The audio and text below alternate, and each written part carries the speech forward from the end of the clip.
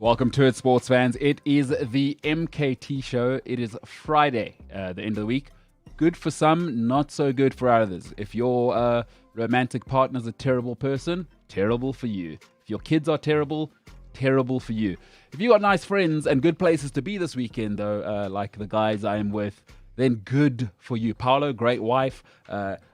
James, an unfortunate girlfriend who has to have James as a boyfriend, but great beard, James. Jimbo, how you doing, pal? What an intro. Am I right? If I get away with them, I don't comment. I don't get in your line of fire. Yeah. So I got away with it. Sure. I'm good, to answer your question. Yeah? Very good. Good beard, looking good. Well, Feeling good? I think the beard needs a trim. What are you up to this weekend, James? I'm going out tomorrow for lunch with old work colleagues, which will be fun. Oh, very nice. And Where are you guys going?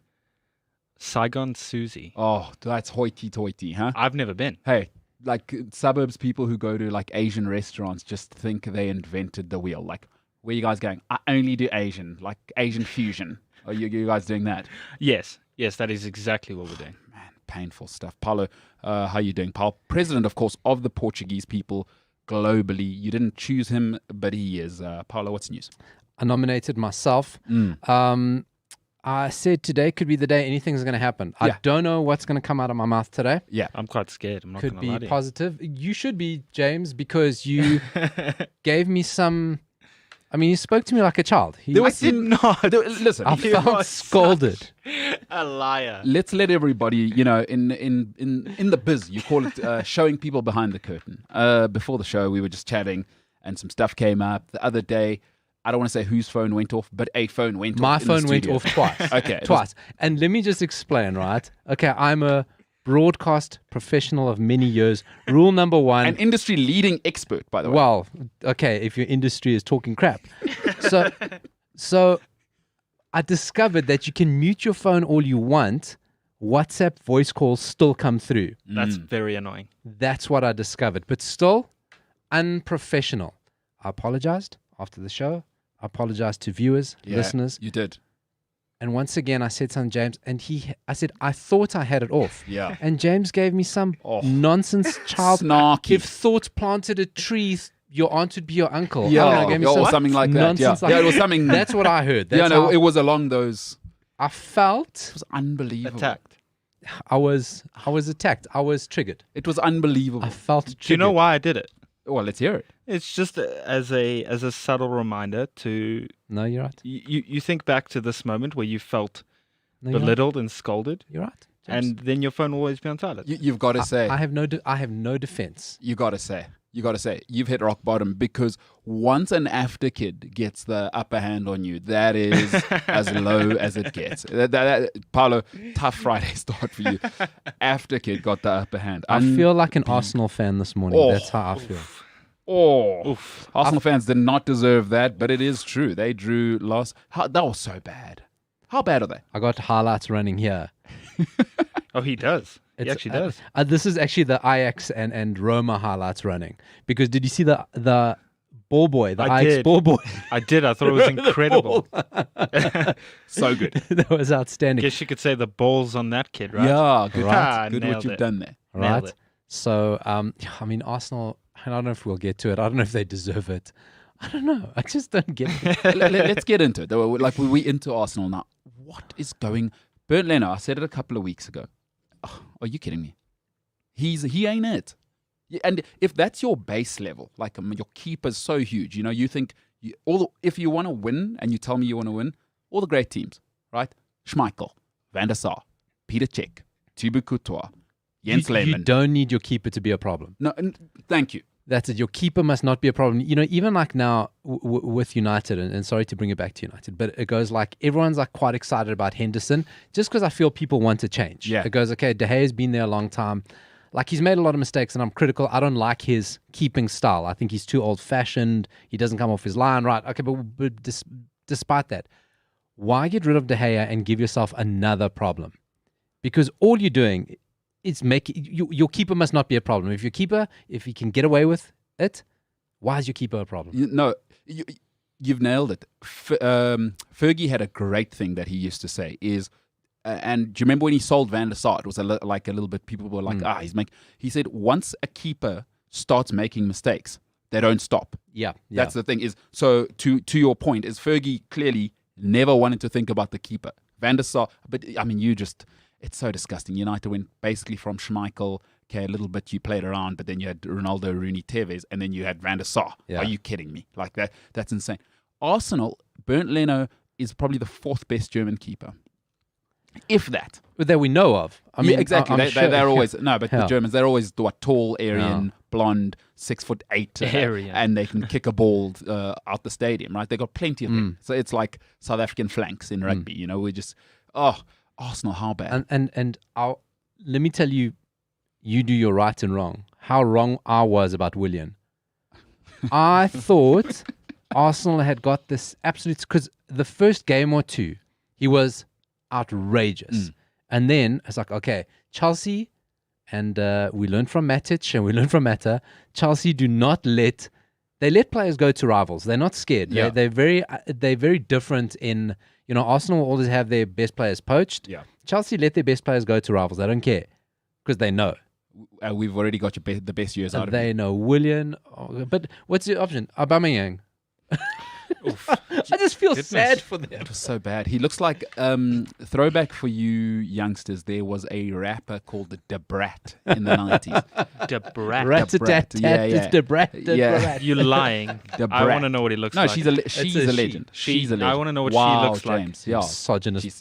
that was a little sexist, but Just assuming that rap peoples yes. are men. Wow, James, is that what they teach you at AFTA? Just like men are the only people that do stuff. Rat-a-tat-tat, it's Debrat. I plead Paolo, the 5th. Cultured. I'm she's pleading a rap legend. She is a rap legend. He looks like a mix between Chris Cross and Debrat. Like Yeah, that's like a bad. I half no jokes about the crisscross. I half expected him to come with his kit on backwards. Like I honestly thought he's going to jump. Aubameyang makes you jump. Yeah. Yo, hip hop today, No, guys. but James won't get 90s that, and that hip-hop. is a great pull. I know the song. Do you? Yeah. Oh, sorry, James. I'm cultured, guys. No, do me a favor. You didn't even know who Debrat was. I'm cultured. All right. No, but you learned. I did. And that's the important thing. He was willing to learn. You willing guys to teach grow. me daily. He was Yeah. willing to learn. That's it. Paolo, breaking news from the show yesterday. James is the 3rd favorite son at home. There's 3 sons at home, and that's tough. Yesterday, James has revealed a lot to himself on this show. I thought you were going to say he's the 3rd favorite son and there's only 2 sons. Well, there is actually, because one of them now lives in Vietnam, so we've lost him to that. Okay. Yeah, his brother's a teacher, like a here. Oh, and yesterday, by the way, big revelation for me. Huge. I've made a huge mistake here. I employed the wrong Illingsley brother. Oh, really? Yeah, his brother's a teacher. His brother has a master's in like school law, so he's saving children, wow. next generation. He's married to a teacher, so their child is going to be basically Martin Luther King of children. Basically. And then they're also in Vietnam, just teaching kids in a like a uber poor country. I mean, these are the best people in the world, and he's got a master's, and I got James. And there's a 3rd brother who's on the way, who, yeah, I've been told is much better than James. So, big revelation for James. He found out yesterday, of the 3 brothers, he is the least favorite in the family. And that was tough. That was tough for me to listen to. Big a nice beard, though. Yeah, great beard. Great beard. Great beard and Amazing, nice very guy. You're no, that's a compliment, James. You're a nice guy. Thank you. Yeah, If we could touch, I'd touch your beard. Because it looks soft. Yeah. Maybe not. Mine's coarse, but yours looks very soft. Yeah, it does. Maybe not on camera, but after the show, for sure, or during the intermission or something. Social distancing. Yeah, I mean, I was going to say global pandemic, but But clearly if you these want me to youngsters- touch you that bad, Wow. I have a feeling that everything I say on today's show, there's going to be a rebuttal from either Umbulelo or Paolo. can't say. Wow. Can't say. This is some way for your girlfriend to find out, James. huh? You want to No. poke the big dog. Yes, I'd like to be touched by you, Paolo, on the beard side of things. All right, You well, want to poke the big dog. that's the intro of the show. It is. That's how the show's starting. That was the intro. Today is going to be a whole different thing. By the way, we're a sports show, so that's another thing. What we talking about today? Friday 5, of course. It is Friday. I'll give you the 5 greatest sportsmen of all time. We'll start with that. At number 5, look, let me start here. It's obviously Augusta this weekend, and all I ever hear is the next Tiger Woods, golf savior, I've been hearing it, folks. I've been watching golf really since Tiger properly, 96, call it 96, 97. And I keep hearing every single year, this next guy is going to save golf. Rory McIlroy, and then it's DJ, and then it's Tony Finau. Stop. Bryson DeChambeau. You know what? I decided I'm going to have to give you the 5 greatest sportsmen of all time, and I'll explain why it's asinine to even suggest those things. All right, we'll start off at the top here. So it's Friday 5, the greatest sportsmen, the 5 greatest sportsmen of all time. At number 5, listen, expectations in life are a killer, right? This guy had the expectations of taking over from the current GOAT in his sport. He beat him famously at Wimbledon, took over from him, and the rest is history. What makes him great is that he had the 2nd and 3rd greatest in his sport of all time at the same time. That very rarely happens. And he dominated. He punished in that era, and he was they really couldn't compete with him when he was at his apex and they were at their apex. He's really the greatest. Listen, he's got the most Wimbledon and US Open titles in the modern day game, and he's second in the Aussie Open only to the second or arguably 3rd best player of all time. At number 5, the great South African Swiss export, Roger Federer. At number 4, again, expectations. In life, expectations matter. I don't care if you deliver and there's no expectations. Everybody expects the trust fund kid to go to Harvard and have it good. I don't care if you go and work at an investment bank there. You start off in the slums, though, and you make your way to the top. That's a whole different beast. But this guy, I believe, had the greatest expectations in the history of European sport, at least. Folks, when you get there, your father picks you for the team. Here's the thing that happened to this guy. He looked up in the rafters in one of the greatest sporting institutions on earth. The number 3 had been hung up there, retired, and only this family could wear this shirt. He pulls it down from the rafters at 17 and goes on to make history like you've never seen before. From the age of 17 till 40, he was a bona fide starter in a star-studded team. This league was the strongest league in the world. They were the best in this league. Folks, for 23 years, he was either the best left back or centre back in the world.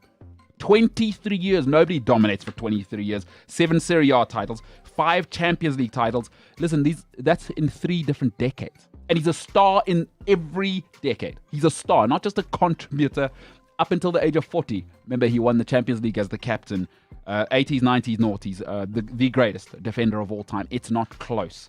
The great Don, Paolo Maldini. At number 3, he was the best footballer on earth at 17. That's all I got to say to you, really. Best footballer on earth at 17. From age 17 to 40.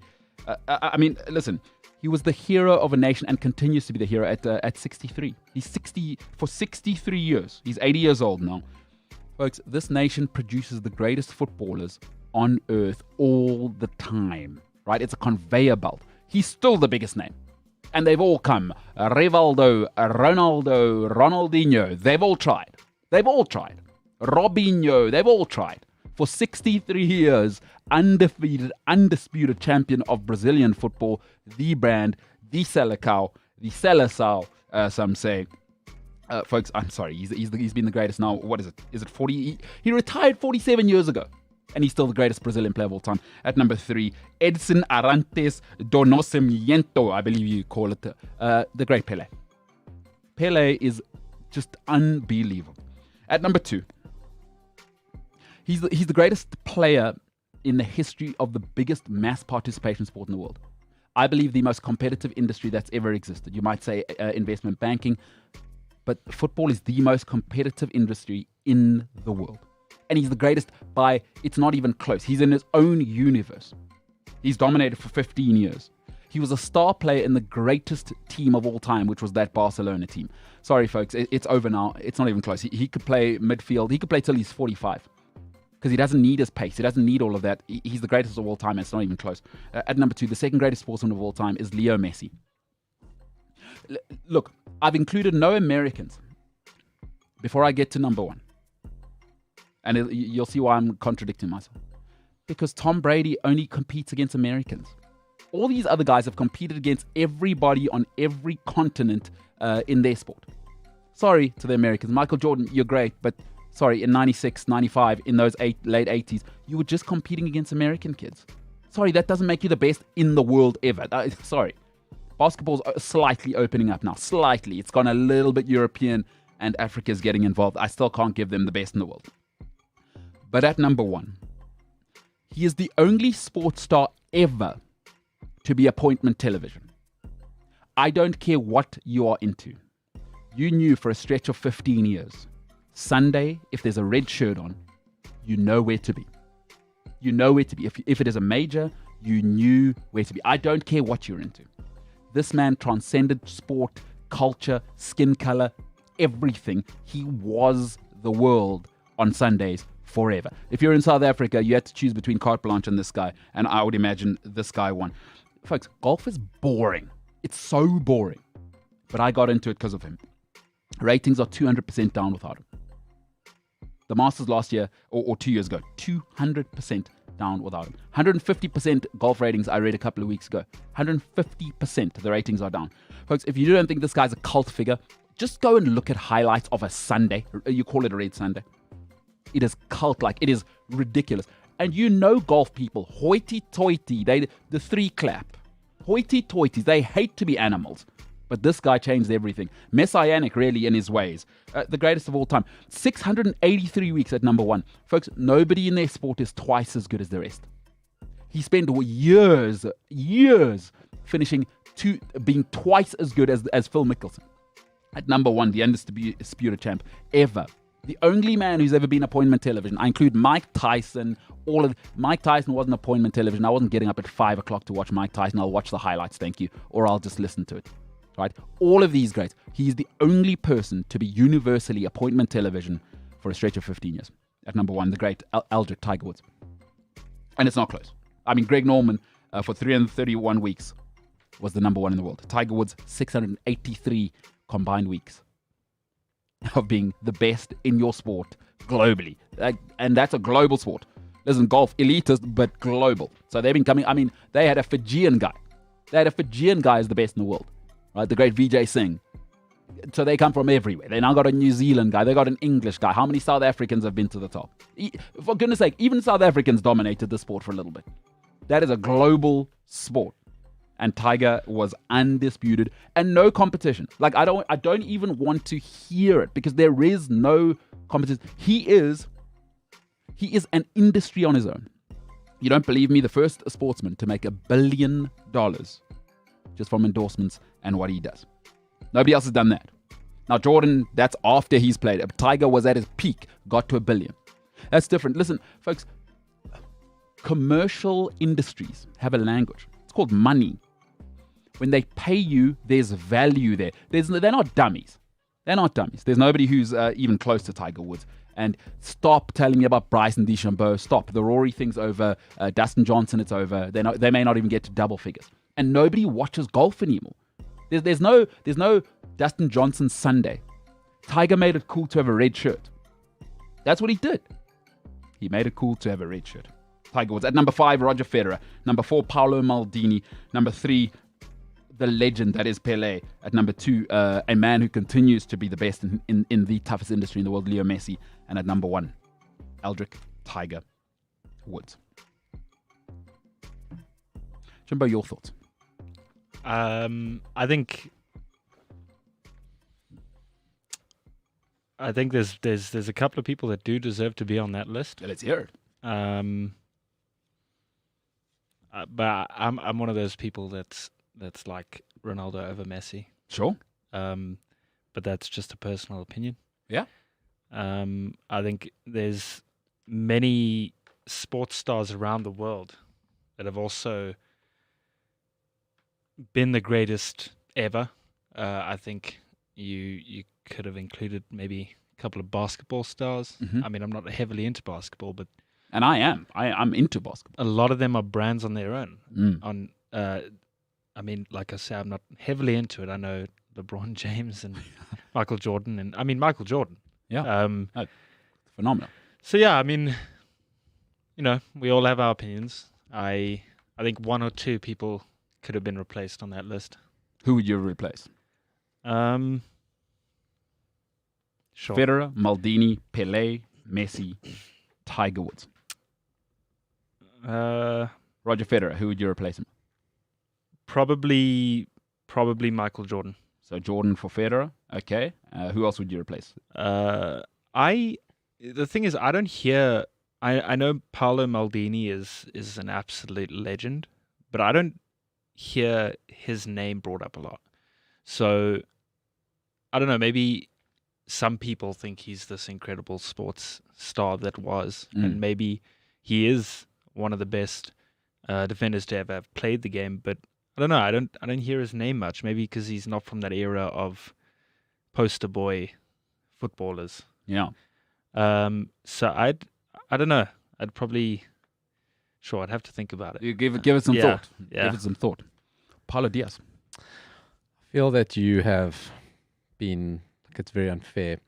The billiards community feels very shunned by you. That's the thing about these lists, is that, I mean, everyone's entitled to your opinion, and you're entitled to have a wrong opinion. Oof. Oof. That's because he is Portuguese. Keep in mind, Paulo is Portuguese, and I imagine that something along those lines is coming out. He did say anything can happen today. Yeah. So. No, I mean, that's a nice list. I mean, I think if you have to go on merit, I do think you have to find space for Mike Tyson, because I like sportsmen who change the sport. So, like, Tiger Woods is definitely one. Michael Jordan is definitely one, and you always got to look at longevity. Mike Tyson was boxing in a way that no one was boxing. I mean, guys like Phelps as a swimmer, I mean, that's not a sexy sport, but you can't dismiss what he did. Usain Bolt also just changes the rules. So, I mean, in a list of 5, I think Maldini's misplaced. With no Maradona, I think the transformative, almost spiritual personality that Maradona had, I'm not a romantic. doesn't make him a great sportsman. Yeah. But even from the romanticism, I mean, Napoli was, I mean, to give the extent of people understanding, Napoli winning and achieving what they did would be like, I mean, akin to Leicester. Yeah. It's the same sort of, like, close, yeah, I'd say. Not even, because Leicester had money. Leicester had, I don't even know if there's a comparison, and Argentina weren't much, you know. Yeah.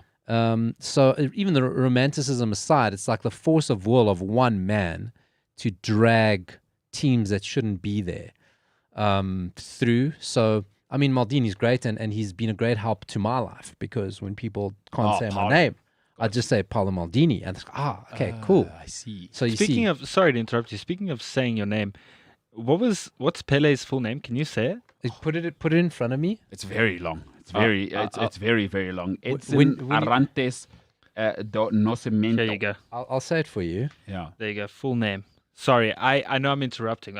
When you said it, I was like, I have to hear Paolo say this. You would say it. Now, Brazilian accent is a little bit different, but it's Edson Arantes do Nascimento. There you have it. Edson That's how you Arantes actually say do it. That is Nascimento. exciting. The great Pele. Sorry. Have you watched the Pele documentary on Yes, Netflix? It is incredible. Oh my God. It's so sad, though, when you see, I think if you haven't watched it, you're a Pele fan by now, you're not going to watch it. Pele is, your image there, we know Pele, 17 years old, greatest sportsman. He comes out on a walker. Oh, wow. And you see him, and there's another scene where he's in a wheelchair. And he's like, oh God, that's Pele. Okay, and he's 80, so it's like not, you can imagine, like, football has literally crippled him. Yeah. But it's like, you don't want to see that. You're right. Not from Pele, of all people. And it's such a good point, is people that keep arguing against sport getting safer are the dumbest people in the world. Like, I want my heroes to be 70 and walking. Yeah. Like, and we can have that now. Yeah. Oh, that is so sad. But imagine playing. He played from like 70 till 40 in brutal time. Yeah. There was no fouls for a shoulder barge then. Although I think he got away with it compared to Maradona, because Pele was on like a Harlem Globetrotters tour. Yeah. And I think whenever they wheeled him out anyway, you actually weren't allowed tackling him. You know, when they went on those European tours. And World Cups is only really the Portuguese that kicked him, but nobody else. Yeah. What do you guys think of that whole debate that came out recently of Ronaldo versus Pele and who's got the highest goal count? Oh no, but that's unfortunately back in the good old days, you score against your son in the bathroom, it's a goal, No, you can't do, like, who's keeping numbers on Pele? Yeah. And also many just goals. like sport is better now, but sorry, 3 World Cups. They're like the thing is, I like Maradona, but sorry, this guy was 3 World Cups. When football, like, that's when it mattered. Like, Maradona, it's nice that you did 1. Game in town, yeah. 3! And at 17, like, folks, that is, at 17, he's not even hit puberty properly yet. He's the best in the world and probably the most. And also, you got to take into account back then, black guy, Brazil, different time. Just like Maradona, do me a favor. Brazil were nothing before him. Brazil were like a real backwater, not even just as a footballing team, as a nation. No one considered Brazil as anything. You were a former slave colony that Portugal abused. That's what you were. And he not only put like Brazilian football, and he created an image like Brazilian football is nowhere near what that was. Oh no, it's not even that. But yet we still think, oh, Jogo Bonito. No, it's not that. It's not been that for like 30 years. Yeah, and all on the back. Listen, for me, the Maradona thing's dead. Like, okay, cool, but what did I get? The Maradona thing is literally dead. Yeah, well, R.I.P. But I got probably 4 world-class seasons out of him. It's not my problem that he's got stuff off the field. Part of greatness is putting up with the pressure. Sorry. Like, I don't want to hear he had problems off the field. No, I love Maradona. I also love Maradona. He had the problems off the field, yeah, and he didn't hide away from them. He didn't shy away from them. He was coked up. He couldn't care less. There's a documentary. I don't know if you ever, Copa 90, if you ever watch their documentaries on YouTube. I think you sent it to me. Yeah. I must still watch it. They do short little documentaries, really nice, like quick little snack stuff. Watch it, please, everyone, at 2:15. Yeah. After the show, thanks. Yeah. And his brother, he had 3 brothers. One of the brothers ends up playing in Canada and somehow convinces Maradona's coming to visit him and somehow convinces him to play for his team. I was like amateur club soccer. So Maradona's like, cool, I'll play. No worries, I'll play, right? So now the documentary is about the story about Maradona now going to play in this like backwater, like Sunday league, like amateur stuff. How old is he at this stage? He was in his 30s already, Incredible. Right? But he was still playing. I think it could have been just before the 94 World Cup. So he was there, right? So where's he at? Boca now? Like back at Boca or whatever? He could have been. He was still, it was round about that period. Anyway. It was either just before or just after. It was 90-ish. Okay, mid-90s, definitely. Yeah. And so he goes to Canada, and now, of course, Maradona's coming to play, and everyone's like losing their goddamn minds to play against him. One of the guy goes, when you're playing amateur soccer, everyone's like a big brute. You never play against a little guy like Maradona. You just kick them to pieces. So he says, everything's long balls. They pump a long ball, and this guy goes up, and he's used to winning headers, even at amateur level. And he turns around. He knows he's gone up with Maradona, and he turns around, and Maradona's got the ball and gone. Like, how the hell did Maradona get the ball? I was like, it's physically impossible. How could outjump me? Yeah. When they watched the video backwards, hand of God was there. It's going to happen. Even in amateur, Maradona's using hand of God, right? And I respect that.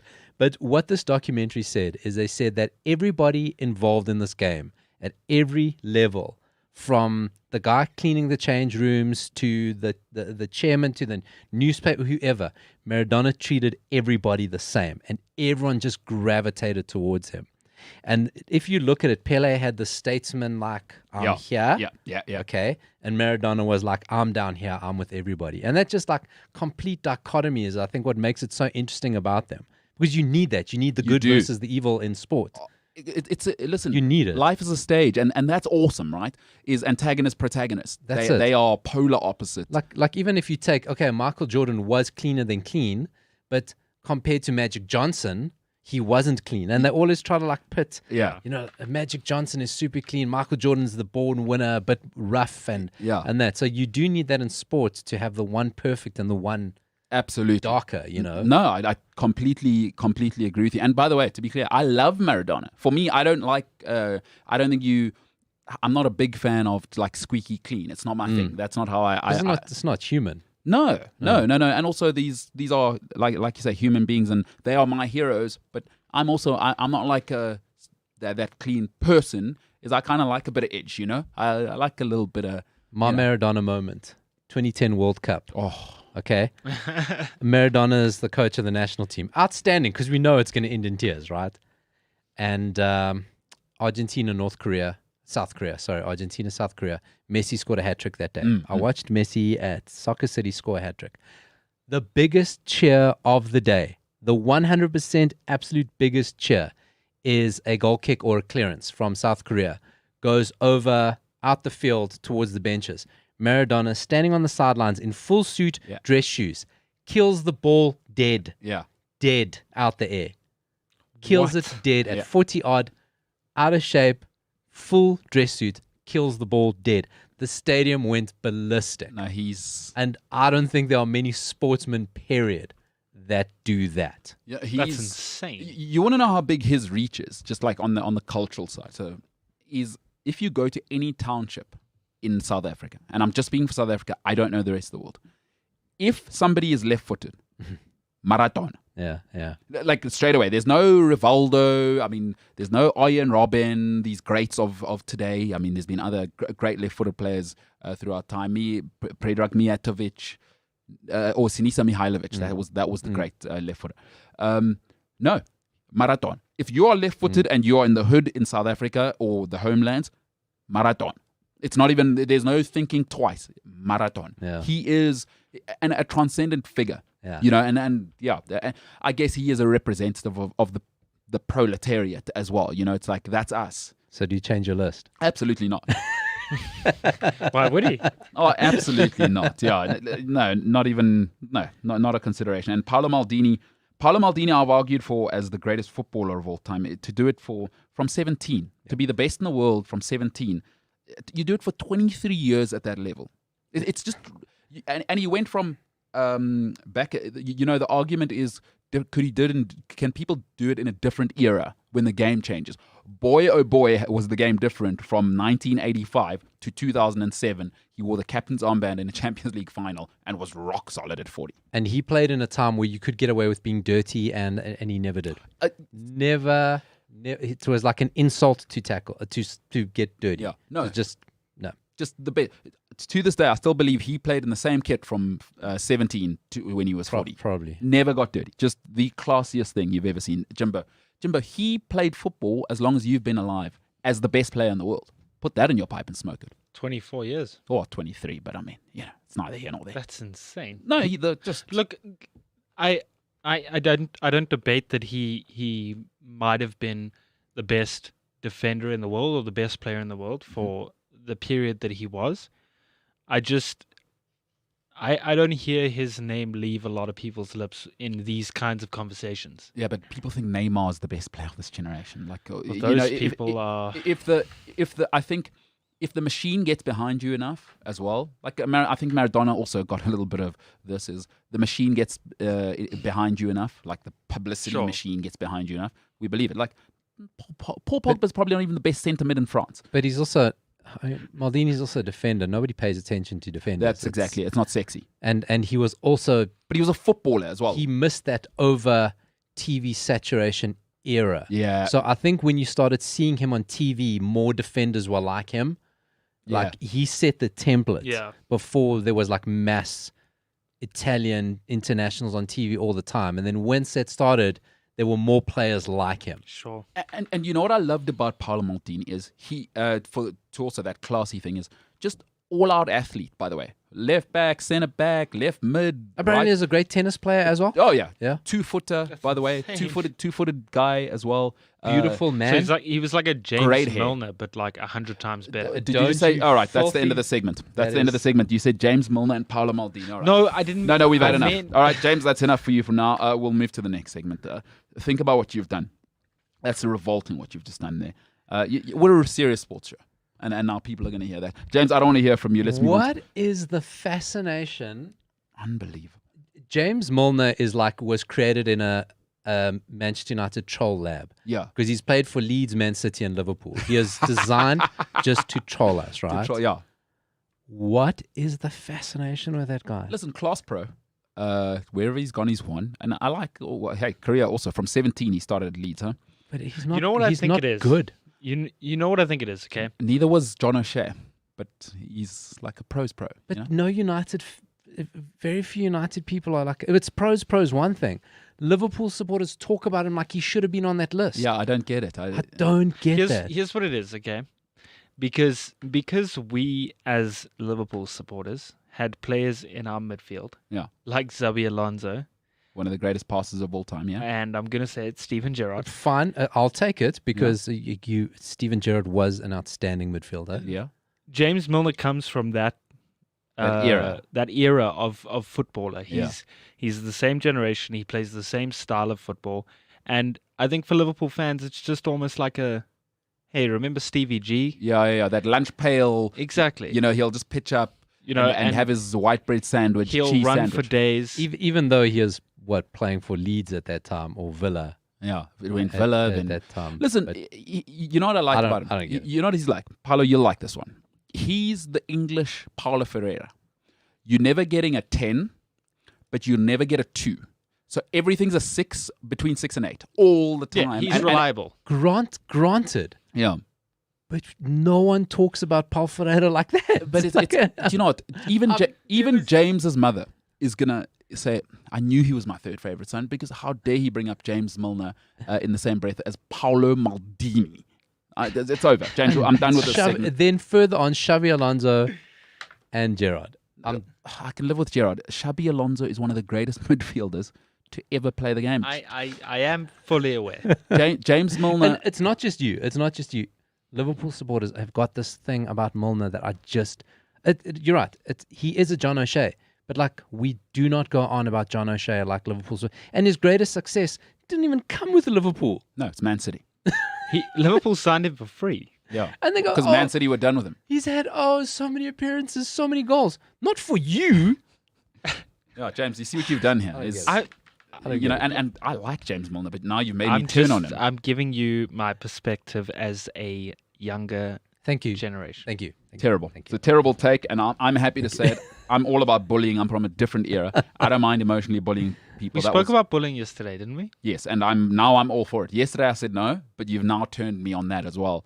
I'm all for emotional bullying if people compare James Milner to Paolo Maldini. This right here that just happened is going to be the clip for Instagram tomorrow morning, and I'm going to caption it. MKT is not a very nice person. Yeah, pro-bullying. Yes. Bully James. Let's see if we can get that. No. Hashtag bully James. I'm going to write that down. Maldini. All right, let's move on. Listen, I want to talk a little bit of Spanish football and La Liga. I've had so many problems with La Liga for a long time. But before we get into it, Warren Buffett, smart guy. And he's got a really cool rule because it plays into my personality type, right? Warren Buffett's rule is this. If you see a bridge has a 1,000 kilogram limit, the most he'll drive over it is a 900 kilogram truck, right? So what he's saying is, why do people always want to be all in, like it's sexy, right? Like you just one basket, folks. Chaos comes when there is no leadership, and it comes in that case when it's 1,000 kilograms. I'm going to drive a 1,000 kilogram truck over that bridge. Not a good idea. And La Liga has this approach, right? Is that the only team it's built on? La Liga is built on one team, and we've known this for a long time. It's built on Real Madrid, just Real Madrid. It's the only club really in Spain that matters. And I'll tell you what. You know why it's a bad business plan? Real Madrid don't even care about the league. That's what I've never understood La Liga's approach here. Real Madrid do not care about the league. And if you don't believe me, let me tell you a little secret. A guy called Zinedine Zidane, you might have heard of him. Zinedine Zidane has one title. He's got one La Liga title. He was part of this Los Galacticos that I was told about, assembled to win everything. One La Liga title, one Champions League title. So forget the Champions League for now. They don't care about the league. They just don't. And you build the business plan around them. Folks, the other club, people say, yes, what about Barcelona? Barcelona as a place, Catalonia, doesn't even want to be in Spain. They don't even want to be a part of the country that the league's in. So they don't care. They are doing everything to get out of there. Folks, they've been pitching for how long to have the Catalonia national team? And you see them play every now and then. They want them separate from Spain. They don't even want to be a part of the Principality and that whole mess. So you're banking, okay, that's your other plan to market the league. Interesting. So they don't care. And then they wanted to arrest Pep Guardiola because they thought he snuck into Spain on the Catalan president's plane. This is the type of league we're talking about. This is the team we're talking about. They don't care about La Liga. They do not. They've made that very abundantly clear. Folks, Barcelona are only in La Liga because they're forced to be there. Honestly, they would have found a different solution if they could, if it wasn't the politics. Do you know, the problem for La Liga has been this. Value in life across the board, right? If you're looking to sell a product, a competitive product especially, lies in parity, or at least it must look like there's parity. Right? That illusion, create the everybody, because hope springs eternal, and hope sells, by the way. The Premier League's built on that. We all know the same 4 or 5 teams that are going to be in the running every year. But what do you hear every year? You can lose to the 20th team. Now, they've sold that. That is a deliberate selling of the greatest show on earth. That is deliberate marketing. That is not an intrinsic feature of the Premier League. We as the fans haven't decided that. When you say Premier League, what do you say? The greatest show on earth. Anyone can win in the Premier League. The commentators get told to repeat this stuff, folks. That's very deliberate. That's marketing. You know what it tells me? They have a plan. What the hell is La Liga's plan? I don't know what the plan is there. Because let me tell you something. I've worked with corporate companies. Folks, especially men, I can only speak to men. I don't know how women think. Every guy thinks he could do Jeff Bezos' job. Every guy thinks he could do Bezos' job until he has to do Bezos' job. Folks, please stop listening to Real Madrid and we're the greatest club of all time. La Liga should be dictating to Real Madrid and keeping them in their place. But it's too late now. Real Madrid are a bigger brand than La Liga. Not a single club in the Premier League thinks they're a bigger brand than the Premier League. Because you know why? They know very well which side their bread is buttered. They know where the money is. Rupert Murdoch is involved in both. Man United, if they start to get funny, Murdoch takes the money away. Right? You're out the television deal. La Liga's negotiation of the rights is the most pathetic thing I have ever seen. I don't want to get into the nitty-gritty. You can go and look it up. But essentially, Real Madrid and Barcelona get paid. Everybody else can actually go straight to hell. Don't even collect a $200. It is embarrassing. What is this league's plan? And before I finish up on that, folks, it's so annoying. Can they fix the English commentary and get some better TV angles? Like, what the hell am I watching with La Liga? It honestly feels like it's been produced in a basement by a 3-year-old. The picture's shaky.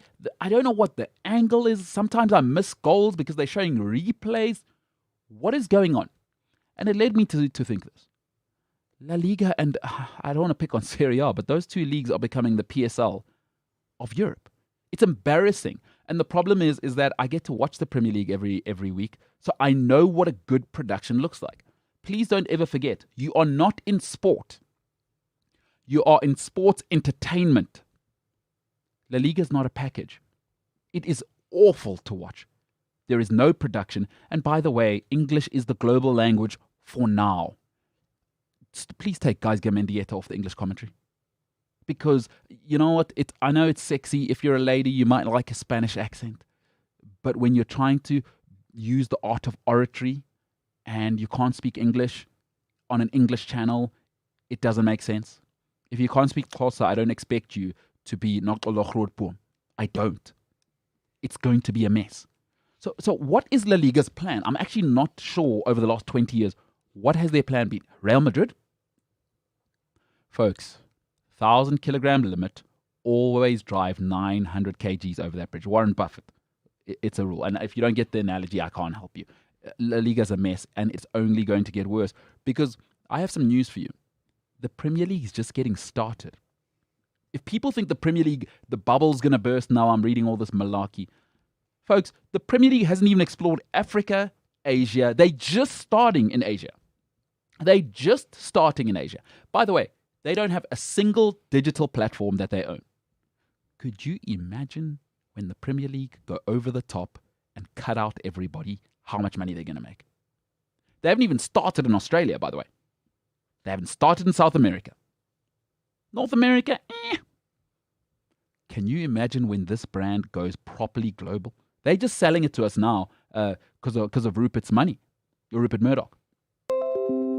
Folks, when this thing gets serious, La Liga only get left behind. Serie A get left behind. What is their plan? I don't understand it. Are you selling me Cristiano Ronaldo for the next 20 years? Don't work. It's over. And it hurts me. And I know people will, everybody will come and tell you the greatest players play in La Liga. Stop it. It's a third tier product. It's a stock fell compared to HSBC. Stop it.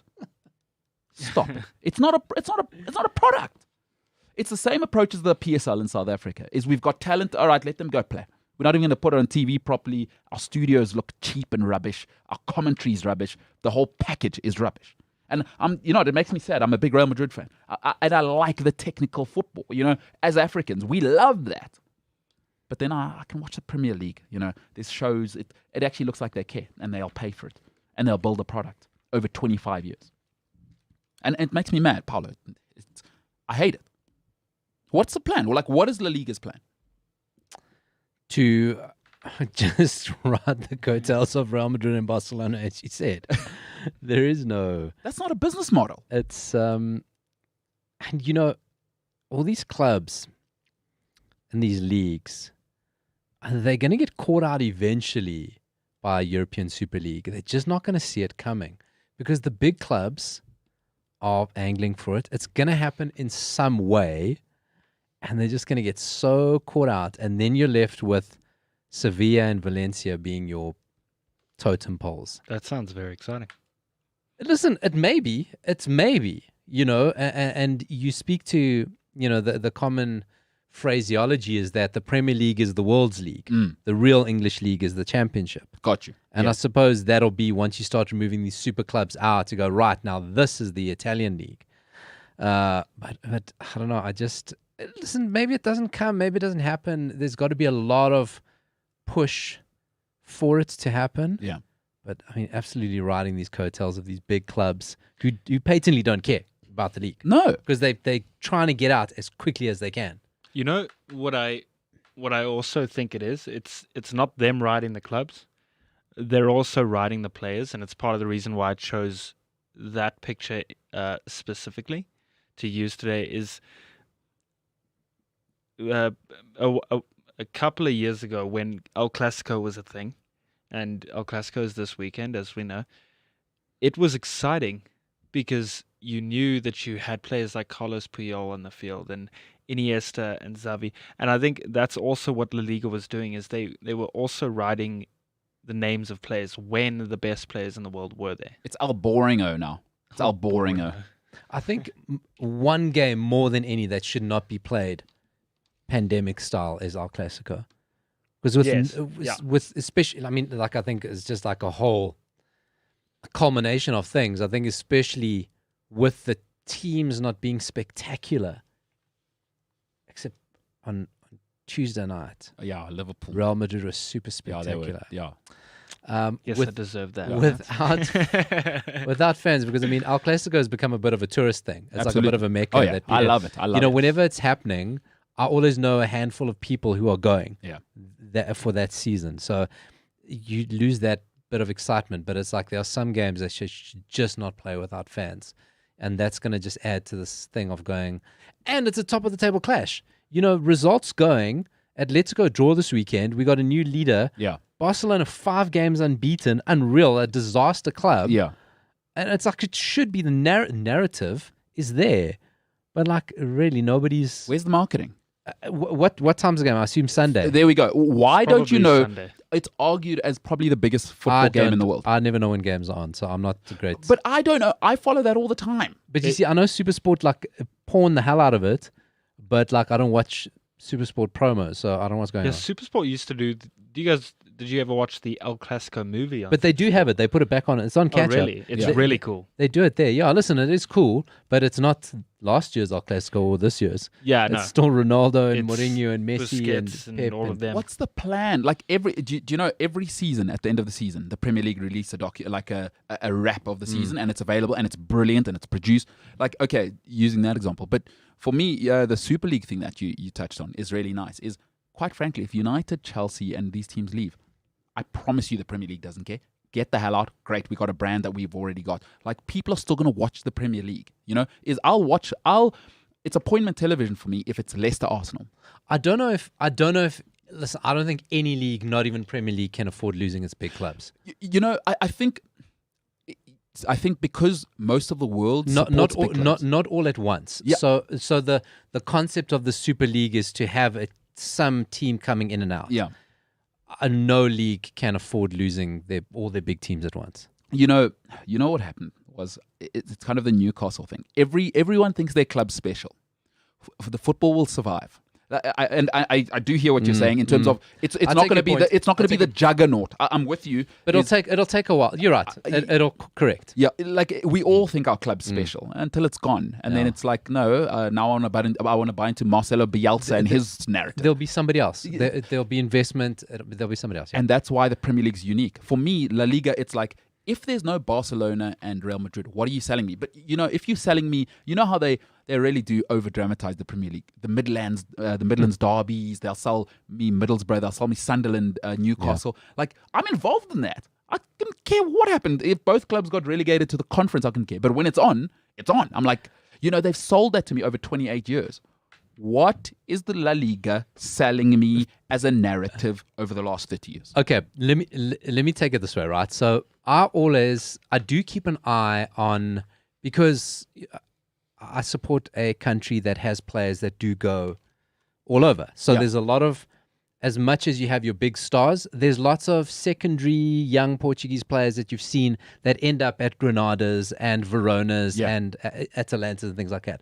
So I always will keep an eye on the lower levels just to see how that guy's doing. Yeah, because he came through Sporting, he was under 21 or whatever. So I like to keep an eye on those guys. So I don't have this complete blinkered approach to those leagues that other people may have. And there are times when you're watching a West Brom Fulham, and God bless those Premier Leagueies, how they try to tell you that this is not, as was it Valdano that said, you know, don't put shit on a stick and tell me it's a football match. Yeah. And not my words, of Valdano's words. Yes. And so you watch this and Premier League. Sometimes there are Premier League games where it's 5-0. You never know. 5 minutes left. But it's like, stop lying to me. I know it's that. And in Spain and Italy, and to your point of the packaging, they don't do that. But also the point is that I don't, and as sad as you want and put games against each other, and I do watch a fair amount of it, that a bottom of the table Premier League is rubbish technically. Yeah. Compared to bottom of the table La Liga. Yeah. But they just don't try to tell me that's the best thing ever. And the grading on the TV isn't as high. And the grading to make the grass look greener isn't, you know, because that's all the little tricks that they're doing. We all see it. Yeah. And La Liga, okay, the stadiums, look, they're old school stadiums. They're not arenas and things like that. And it's just, it is 100% the packaging. Because if you take all that aside, the team sitting at the bottom of La Liga compared to a West Brom it'll be fast. It'll be basketball. They're up and down. We go, these guys cannot trap a ball. Yeah. They cannot pass a ball. They can put 3 passes together. Where you go to Spain and Italy and the lower teams, they can do all of it. So it's a matter of perception and then packaging. And you can control perception. People must never tell me you can't control what people think about you. Yes, you can. And when you've got billions, and this is my problem with La Liga, you've got an awesome product. Why are you recording it on a 3310?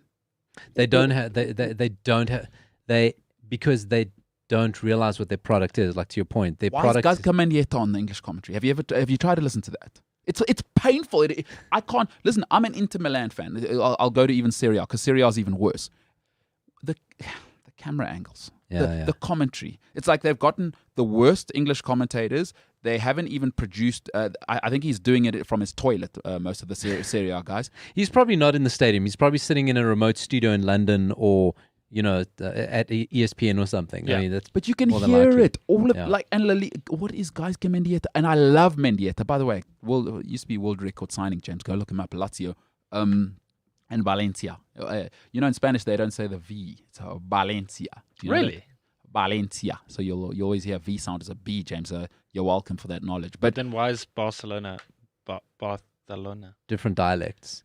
Also, I said Yeah. It's Oh, it's different. V sounds. Is Yeah. a B. My bad. After. No, that's okay. You don't know letters, numbers. That's okay. But for me, He has me like answering for him. yeah. But for me, it's Paolo. It's called Stockholm syndrome, James. On that note, It's been a long show already. Goodness we've gracious. explained Stockholm syndrome and letters to James. All right. Arithmetic. Yeah, on that point, La Liga very disappointed, but I don't see it changing. But You know what the crazy thing about this whole Barcelona Mezque un Club Nike marketing thing, because that's what Barcelona is. They're a Nike marketing construct. Yes. and just so some people don't know, Paolo, some people aren't football addicts like you. More than a football club is what Paolo was saying Oh there. my God! I mean, do me a favor. Let's get into it here, Paolo. So a little Iberian sort of fervor here from Paolo. It's not even that. So I think to James's point, the Super El Clasico is like round about the turn of the decade. That's when it was like the time. Yeah. Right? Because Ronaldo and Messi were breaking records every week. Mourinho was there. You had Barcelona, the beautiful artist team, the good versus the bad. Right? And the El Clasicos were electric. There were fights, red cards. Yeah, exactly. was Mourinho was insane. poking people in the eyes. And to the point where the Spanish players, they actually had to call a truce and say, we've got to not try kill each other. Yeah. Yeah, Sergio Ramos and Piqué couldn't stand each other. Yeah. Wow, that was actually also incredible for me to see. It was amazing. Yeah, it was Casillas and Xavi had to come and say, okay, we need a truce here. Which is what I'm saying, right? To James's brilliant point earlier was that for me, and you've said the point, is it's La Liga's fault. It's not Real Madrid or Barcelona's fault. It's La Liga's fault because it is their job to highlight the product. It is not Real Madrid's job to be brilliant all the time and then come to you and say, hey, how do you like it when we... No, the Premier League understood it. And what you're saying is about a Midlands derby, right? And how they hype it up and make something out of everything. Yes. Real Betis and Sevilla is as like vicious a derby as there is in world football, but they don't hype it up. Only those who know it. But it is as vicious a derby as you can find in world football. Sociedad Bilbao. I mean, listen, those... those are cultural conflicts. Can I tell you a story? Speaking of that, of the Basque thing. I was in Bilbao, right? And by the way, if you ever want ham, treated meats, Bilbao, the only place in the world. Unbelievable treated meats. Anyway, that's a story for another thing. Anyway, walked in a shop. We're a sports show. Do you like a treated meat, James? He did want you to touch his beard a little earlier. But we're not going to get into salted treated meat. Yes. Little treated meat, James. Would you like some? Is meat a treat for you, James? From the Basque region? Like Mikel Arteta. What's your story? Just I walked into Xavi Alonso and Mikel Arteta buying you some salted treated meats. As a treat, meat as a treat for you, James. Walked in a shop with a white shirt on. I got kicked out, but not like aggressively, just like no, you got to go here. Didn't realize what was happening to me here, and I didn't realize the guy thought I was wearing a Bilbao shirt, and he was like Sociedad. It was because the whole shop was blue and white, right? Didn't realize it till my friend came in, started asking, and explained it to me. And after it was explained, I still wasn't allowed in the shop. Get the hell out. lol. But this is the thing. Yeah. It is bitter. It is cultural. It's on the street. The people, they're ready for you to sell that to them. Exactly. But the league has actually never marketed it. And so just on this Barcelona thing, right? Is that what's easy to forget? And when you see Barcelona sort of in the state that they are now, and you say it the same with Manchester United, a very similar thing. I mean, Barcelona have won all their Champions Leagues in the past 10 years. Yeah. Before that, in 100 years, call it 90 years, they'd won one. Okay. Up until the 90s, they just weren't winning titles. Yeah. They would win occasionally here and there. They weren't this behemoth that they are now.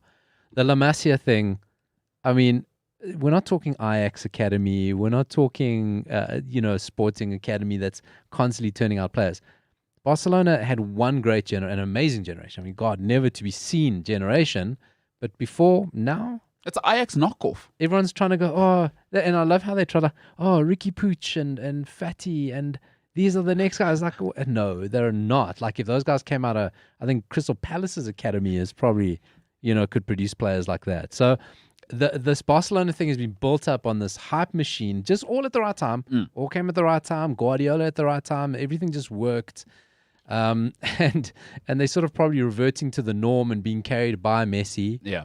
Where Barcelona have been this like aristocratic, always successful club, but about the Champions League and European Cup. Real Madrid. Did I say? I meant Real Madrid. That's what I meant. If yeah. I didn't say that.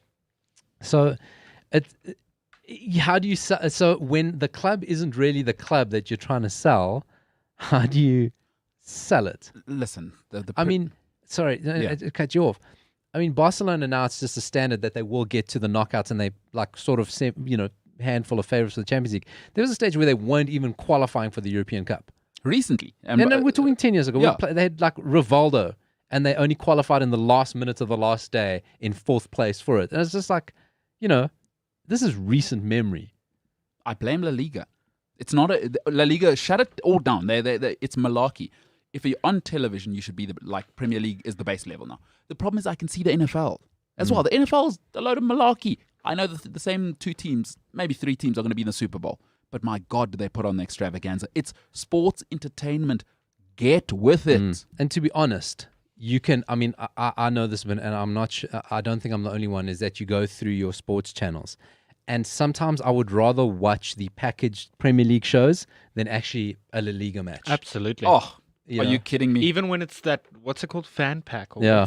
Not that. No, I'm not that. Yeah, but I get the gist. But I know what you're saying. It's worth not watching. No, it's produced. The Spanish league. It's packaged. I mean, it's ridiculous what you said again. It's the second ridiculous thing you've said. That fan pack is unbelievably boring. But I take your point. No, he said even that fan pack thing. Even that fan pack. So he's saying. Second time I've defended you. That That's just proves that you guys, not you guys, because you're defending me, but you're out to get me today. No, you are being ridiculous. You said Paolo Maldini and James Milner. Or from there, we're in the sewer already. See what I've done. Yeah, I know. I see you've twisted it. The old switcheroony. He trusts him me on your side. He trusts me. I trust you for now, and then we're going to get to Pogba or Drogba, and it's just going to go downhill. It's all going to change. All right. Well, speaking of that, we're going to do. We're going to take just on that. Let's just before we move on. El Clasico, we can't go through without putting a prediction on the table.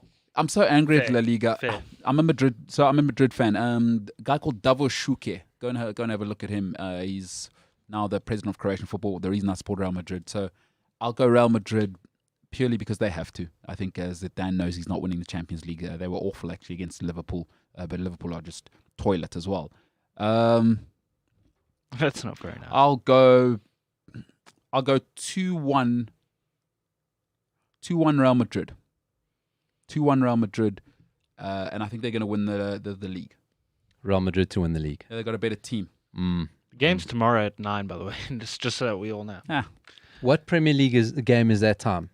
That's a good question. And I guarantee you if it's a good Premier League game, I don't think there's any massive fixtures this weekend, but you'll probably at least flick between the two. No, because you'll flick between the two. That's a great point. It's a great point. Tomorrow, the latest game in the Premier League is Crystal Palace Chelsea 6:30. So there's no games. Okay, tomorrow. No games after that. Okay. All right. So they've probably moved it. But to your point, they know. Yeah, they do. That's package. Why compete with it? So, but that's another thing. Now, what I must stay up until 11 o'clock.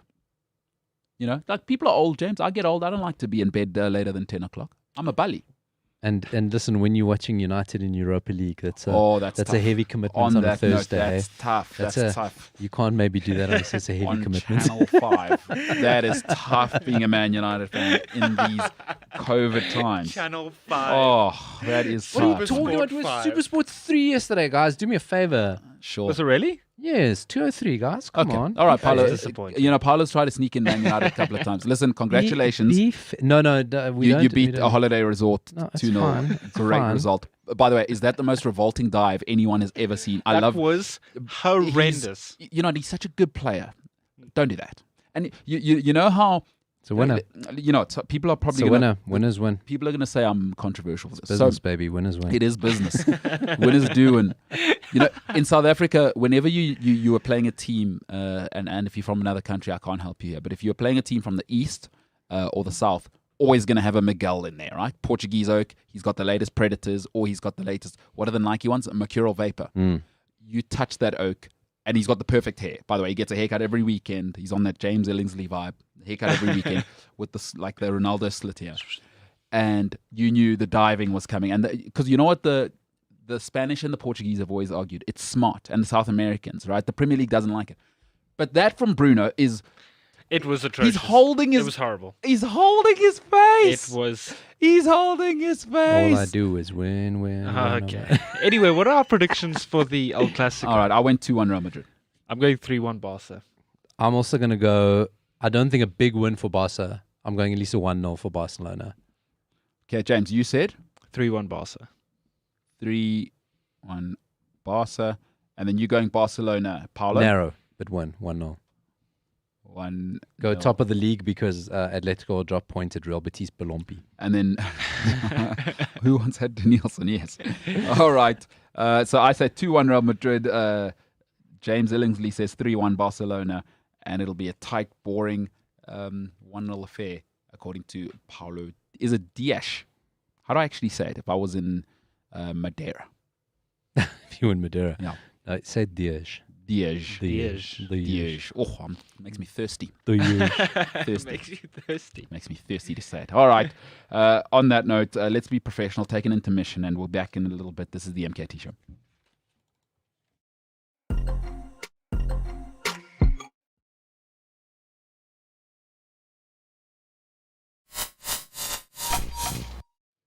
In my personal sense, I'm a very peculiar type of person.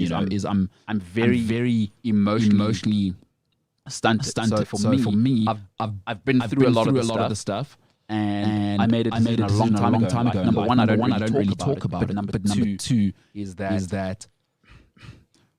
And it's so difficult because my personality type is I just don't care. Like I'm jaded. I'm callous. But not everybody's like that. And have I told you that my mom said earlier to me is that I'm becoming like my dad, because my dad's just like you said cold. He just moves on. But my mom's very warm, and I'm not a very warm person. So I need to be very careful to say, because my immediate response is just get on with it, because I do. And I've received racial abuse from when I was young. I lived in Russia. I lived in the United Kingdom. I grew up in South Africa. Like, it's not ideal, and I was the only black player in my team in South Africa for a long time. But again, I'm a different personality type. I'm so individualistic that for me, I've got a little bit of I've got incredible self-worth because my mom just raised me right. And, when I was young, I used to hear, I love you a lot. So for me, I'm cool because I'm a little bit of my dad, very callous, very cold, and all of this stuff. I'm just like, whatever. And then there's another dimension is getting into the public sphere. Like, people are mean. People are mean.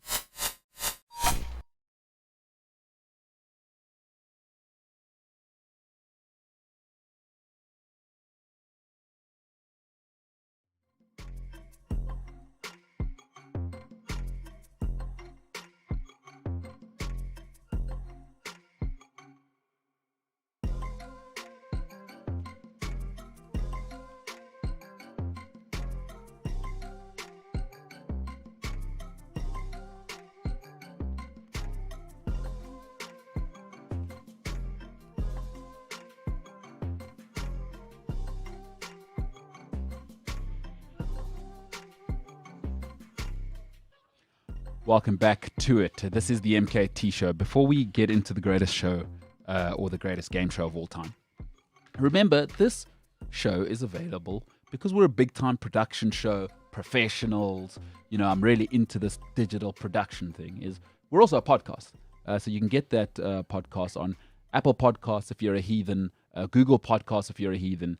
But if you're like me and you use an actually reliable kind of podcast platform, you can get it wherever you get your podcasts, cliffcentral.com or the Cliff Central app.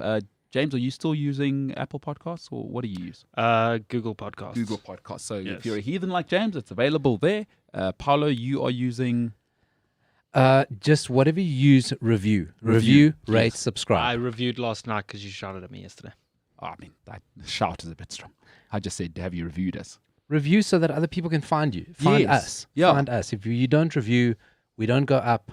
Algorithms, things that I don't understand. Technology. Just review. Synergy. Synergy. Big words. Yeah. Yes. Discombobulation. Conglomerates. Hypothesis. monopolies. Yeah. Yes. But review. Just Photosynthesis. review. The takeaway is review. Review. Yeah, because if you don't review, like you said, algorithms. Other people won't find us. It's an algorithm thing. And I don't know. analytics. The and- ghost of Steve Jobs will do something. The guy from Spotify will something. I don't know. He's Swedish. I assume he's got elven magic. He does. So He just review, people. Review. Just review. Great takeaway. By the way, hey, that's big promoting right there. That was great. That is big That was promoting. incredible. Huge. All right. So wherever you get your podcasts, we are available. It is, just so you know, it is under the MKT Show, not Cliff Central Sport, if you are looking. So the MKT Show, please like, share, subscribe. And if you are on YouTube with us at the moment and you are watching this post, please click like if you like the show. If you don't like it, just pretend this didn't even happen. Get back to, I don't know, buying toys for your kitten. Copa 90 documentaries, if you don't have to.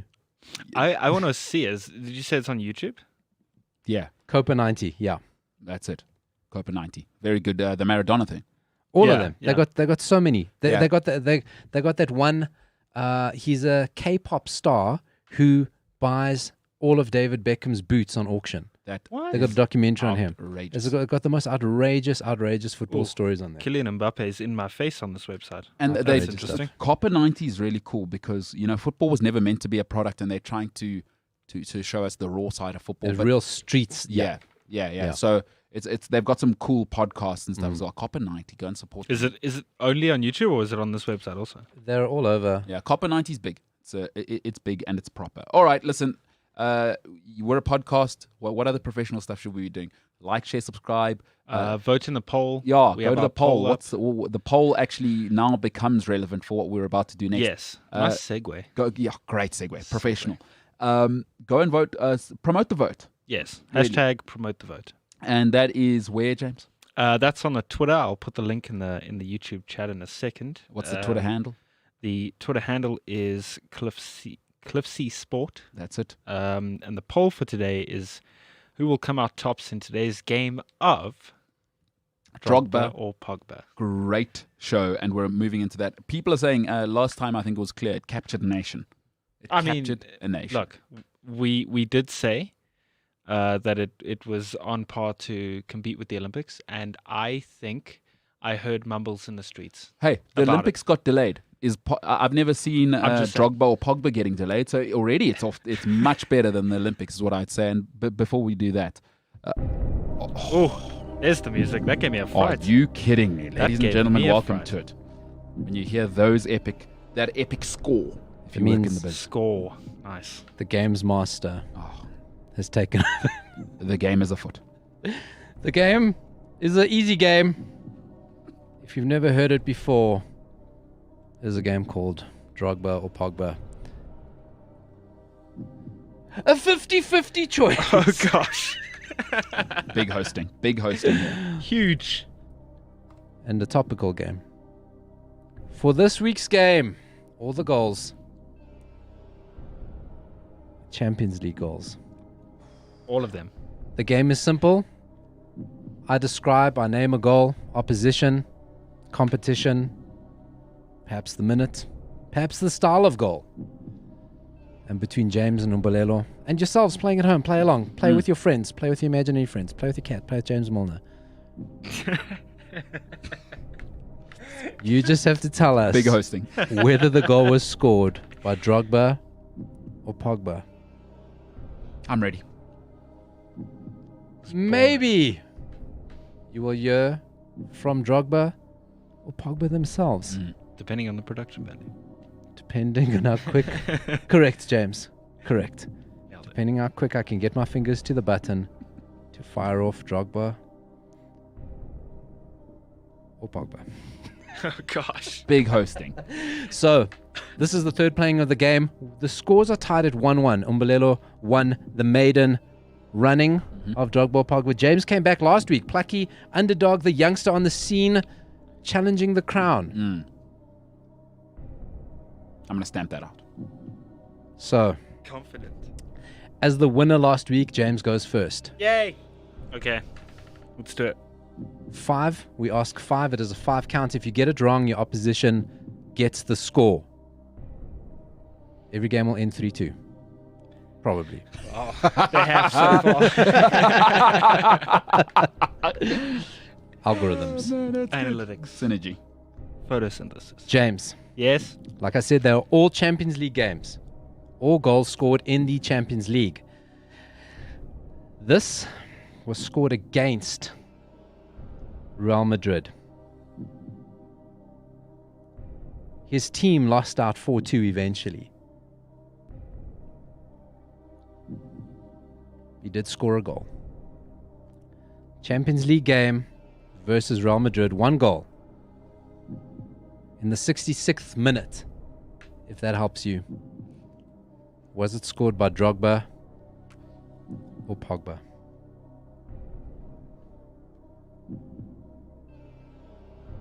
I'm going to go with Drogba.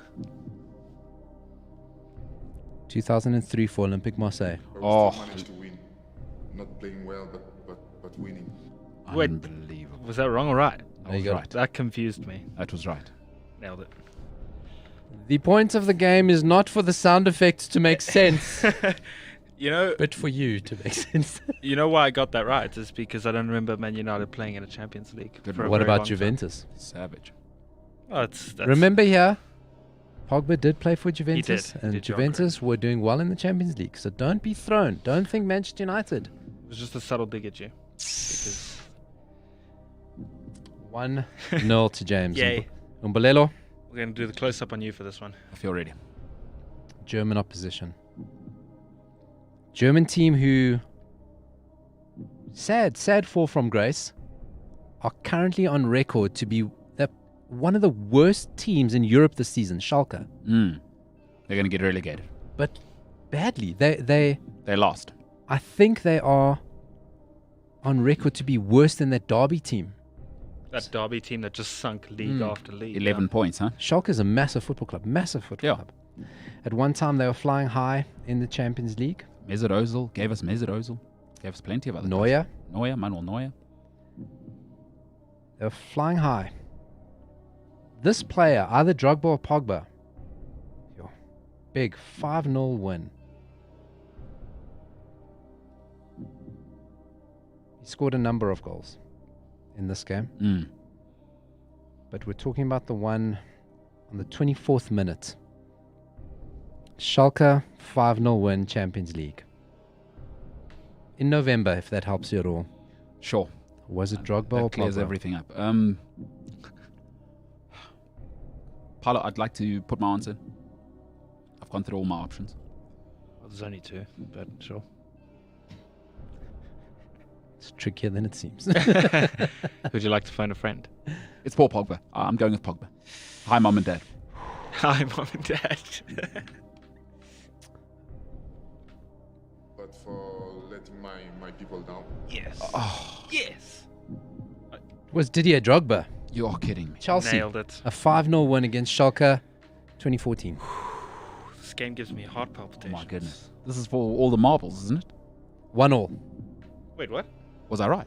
No, you were wrong. Oh, sorry. 2-0. So it's 2-0. 2-0. 2-0. So this sorry. is for the win. 2-0. This is for the win, James. This is for the dub. Oh, my word. As the gamers say, the W. Yeah. The dub. This will be sickening if I lose. Whitewashed. Not just lose. Whitewashed. How many Greek teams do you know, James? 2. Name them. For no extra points. For no reason at Can't all. I get half a point? Olympiakos Correct. is Greek. And then there's... What's the other well-known one? Tsatsiki FC. No, that's just... I think you're looking for Panathinaikos. That's the one I'm looking for. Our player traveled to Olympiakos. Why are you laughing? Actually, he hosted Olympiakos. His This team one? hosted Okay. Olympiakos. I'm with you. Olympiakos came to his stadium. They were generous hosts as they allowed them to score 2 goals. The game ended 3-2. Either Drogba or Pogba scored one of the goals in the 3-2 win. And then had Souvlaki afterwards. And tapas. Wrong country. Spanish. They do tapas in Greece. Okay.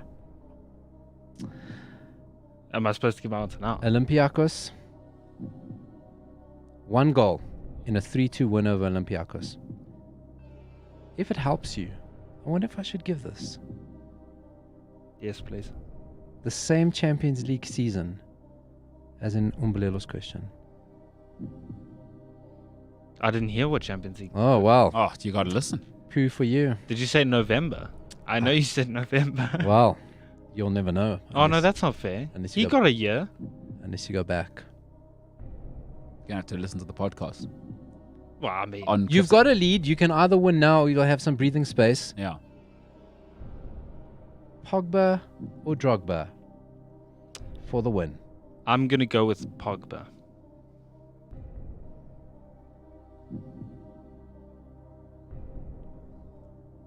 I asked you. I asked you to tell me who scored a goal in a 3-2 win over Olympiacos. Yes. We opened the game with Drogba scoring a goal Yes. And Drogba scoring the second one. for Olympique Marseille in a 4-2 loss to Real Madrid. All Champions League games. We brought it back in. Umbulelo was wrong. His dear Chelsea beat Schalke FC 5-0. But he got it wrong.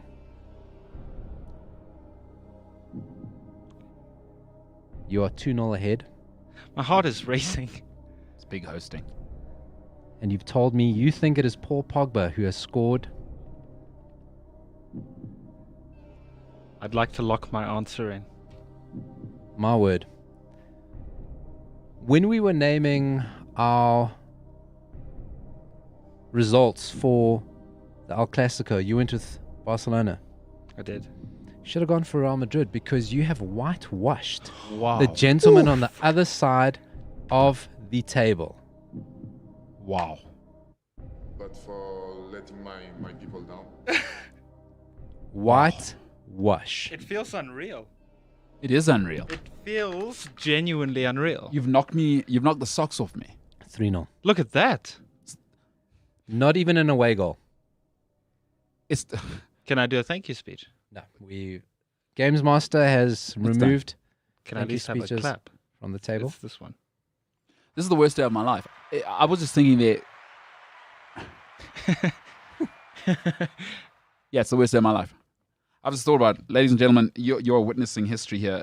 This is the worst day of my life. I've just been whitewashed by an after kid. It must be like when you lose a Premier League game and straight after the loss they shove a mic in your face. Yeah. Yes. That's how you must feel now. But James, the first whitewash. The other playings have been very close. Absolute 3-0 whitewash. This was a drubbing. What can I say? In a game of 50-50 chance. I would where like no skill is needed whatsoever.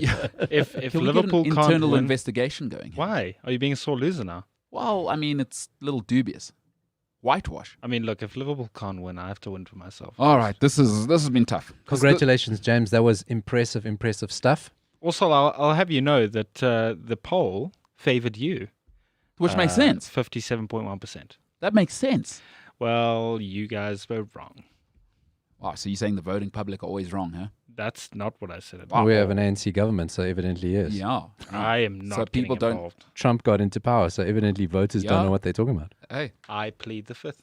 James, what I you're just saying if you vote, you're dumb. Really, that's what James is saying. All right, we'll move on. I mean, people have been dying for civil rights. That was a good run. I prefer it when they go on longer, but I mean, It's big hosting. 3-0. That was huge. 3-0. No, but it's big hosting. You understand? You've got a I'm segment nothing. to fill out. I'm nothing without you guys. I mean, really, Oh. it's all about the contest. A hero. Oh my God. And- Oh my goodness. and- Speaking of which, Mostly, and I just want to say something. You know, a lot of people are very critical of Drogba, of Paul Pogba.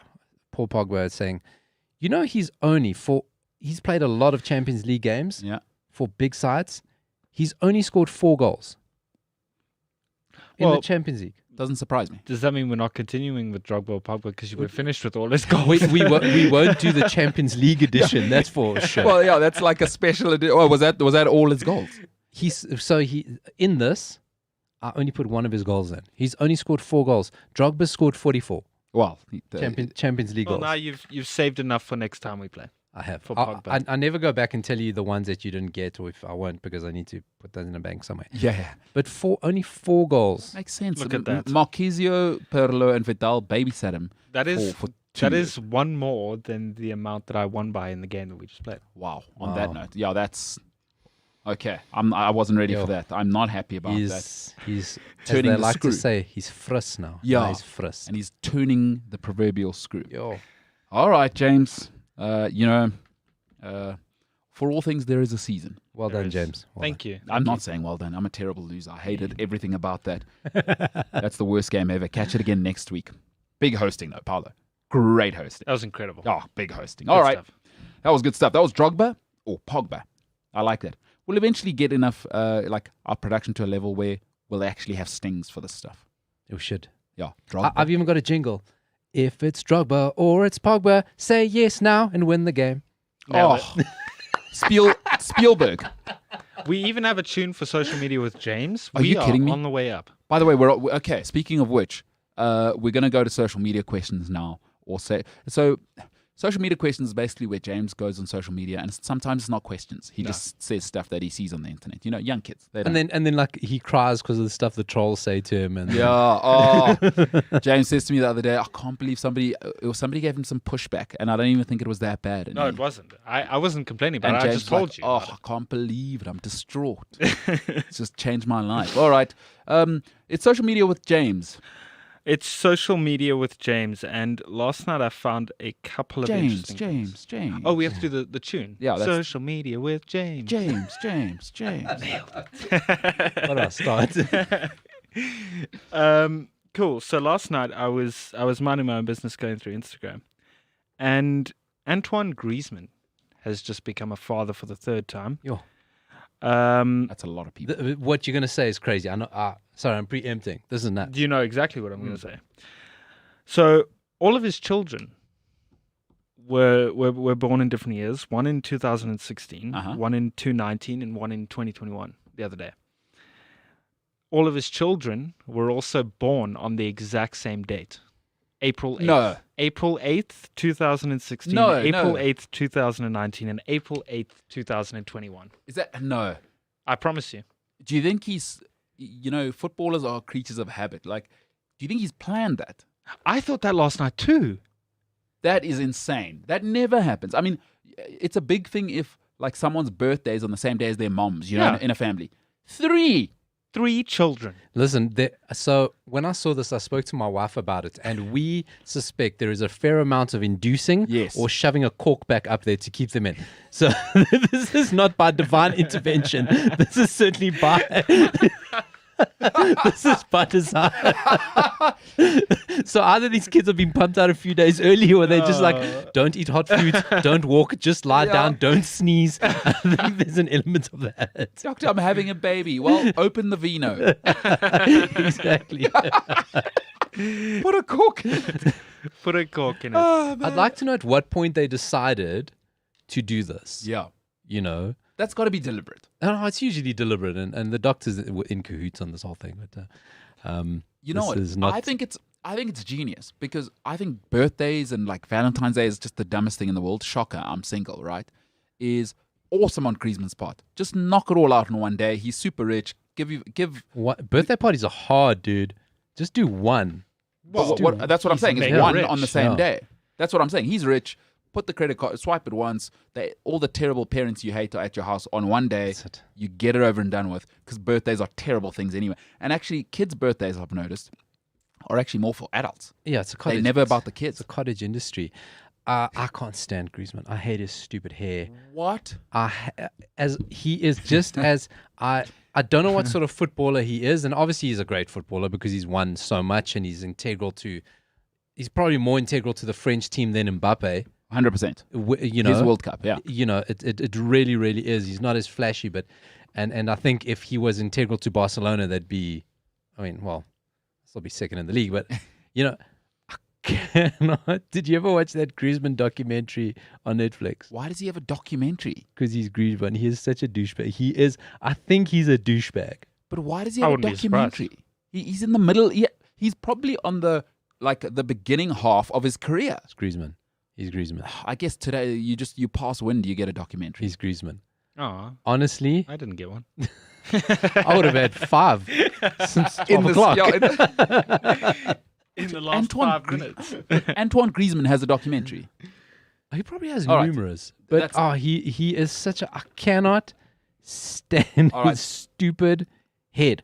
And then there's this thing going around that he's got a Portuguese grandfather, so he could technically play for Portugal. I'm like, That's why he hates him, because I don't Antoine want it. Griezmann chose France over Portugal. Like a Robert Perez. That's, Did a Robert that's why he Perez. hates him. I don't want it. I Yeah. don't want to keep Okay. it. Perez would never have got in ahead of Figo anyway. So, anyway. It's tough. Back to Yeah. social media with Yeah. James. A little bit of sad news while we were talking about Antoine and his international choices. I got a message. That is sad. It's not sports related at all. Yes. But Prince Philip has just died. Oh, no ways. Breaking news here on the MKT Sports. Condolences to the family, but royal families are stupid anyway. Close them down, all of them globally. And It's that's where we'll end that one. pathetic. No, but it's take the opportunity for breaking news. Yeah, oh yeah. No, that's cool. So we're Yeah. getting into it. But For breaking the royal news. family is the dumbest thing in the news. world anyway. Just cancel it. Do we have a breaking news jingle? Yeah, that's... More importantly, what I want to know, where was Megan? Oh. Does anyone know where Megan was? Bum, bum, bum. Oprah. Megan and Oprah, where are they? Oprah interview part 2. Oh my Mm. goodness. Imagine the clicks they're going to get on the second interview. Megan setting it up right now. Yeah, her Oh. publicist. Do you know who's also winning? Piers Morgan. He's about to release something as they do the second interview, and then it's revealed Piers Morgan actually was involved in the Diana assassination. How about that? Going to be huge. How about This that for the took a documentary? That is wild. Massive. That is a wild turn. Breaking Oh. news. You come for the sports, you stay for the scandal. The scandal. We're a content company. Okay, cool. So back to sports things. Mhm. R.I.P. Mr. Prince Philip. Henderson hands over. I was just saying R.I.P. What do you want from me? He did not marry into the royal family to be called Mr. Thank you very much. Oh man, that's awesome. That is awesome. I feel bad for laughing. That's cool. That's cool what you did there, Neville. What's next? I just thought I'd lighten the No, mood. no, it's great. The next question. Henderson hands over social media to Cyber Smile Foundation.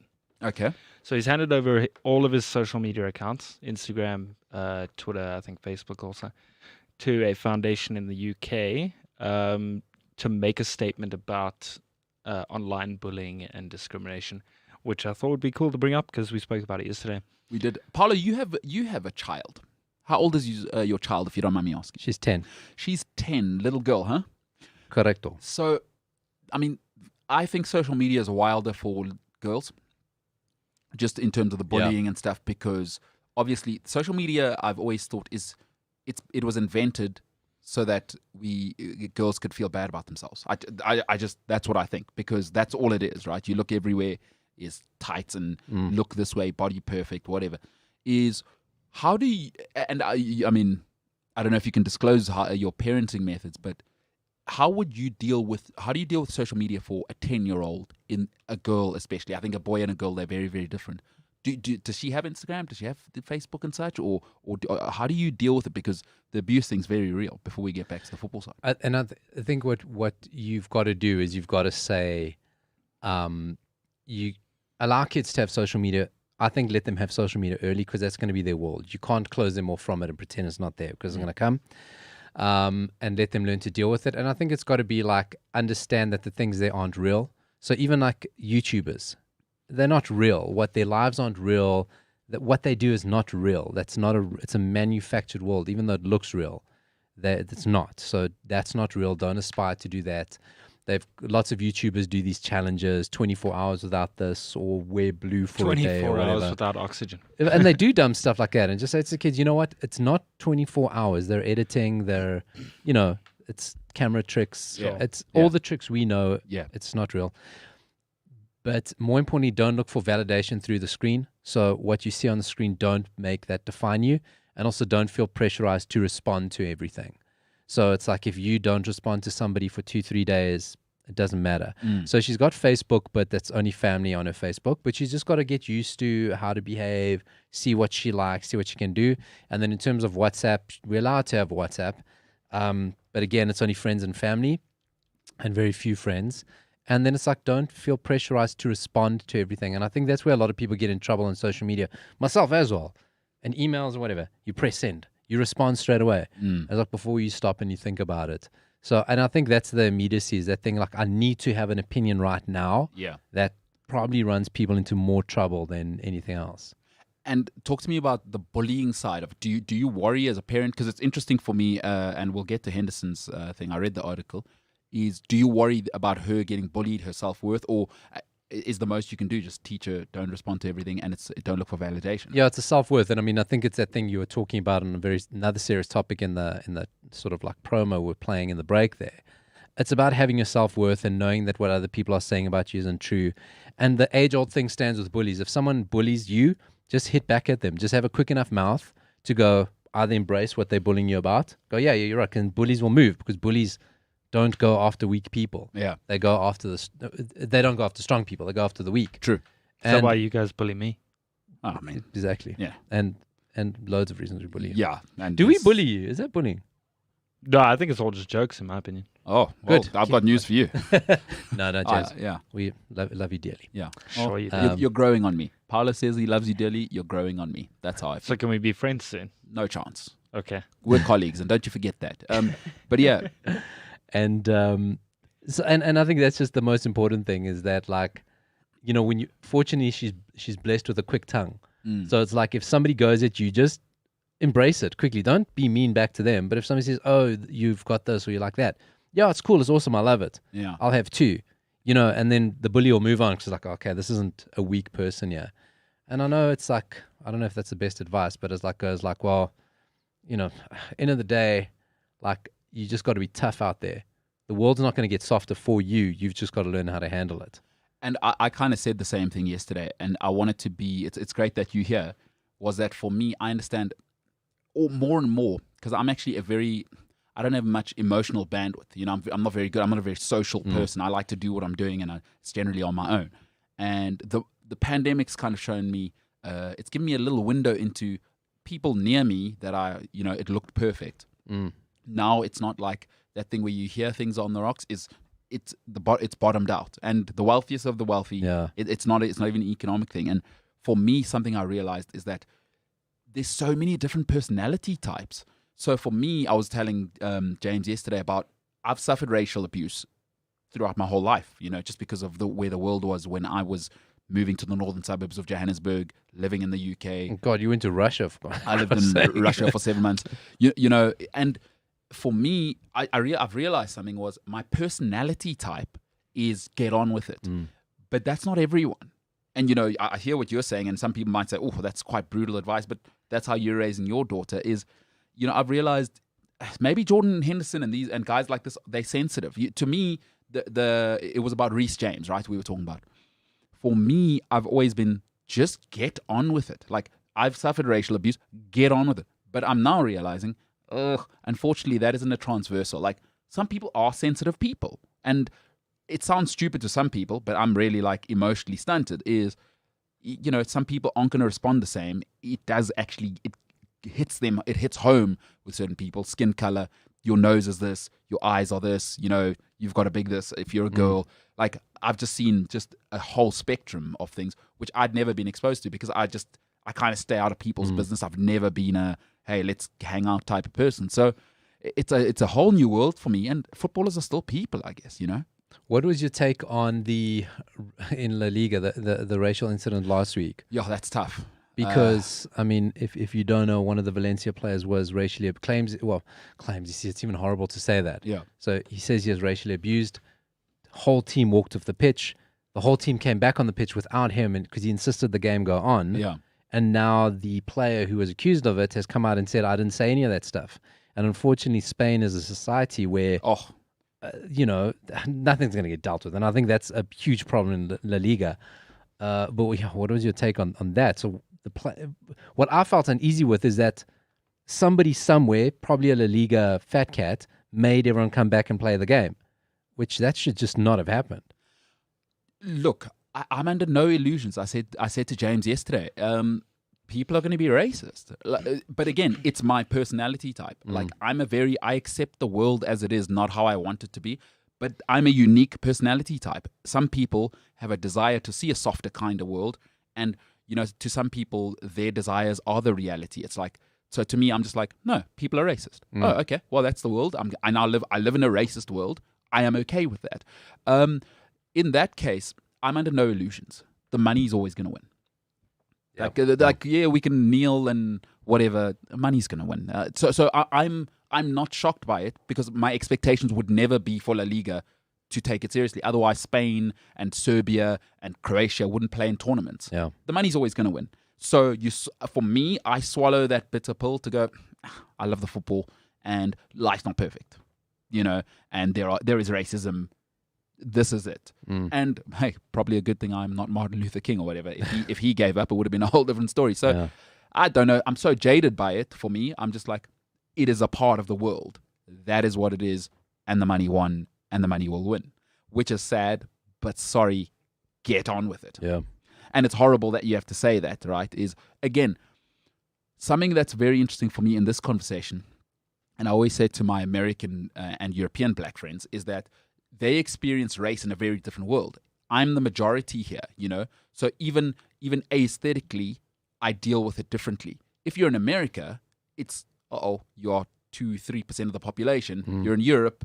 It's like, even if you'd like to be a global citizen, you're a visitor here. Your skin color lets us know that. So it's a whole different way to be sensitive to it as well, Whereas here, I'm just like, whatever. Like, where and South Africa's shaped differently. And and again, my personality type. Get on with it. Whereas in that case, for me, no shock. Not shocked. I'm not sure. Like, that's what they've done all the time. What was the fine for Croatia? Like 10,000. After they were found guilty, it was like 10,000 pounds for it.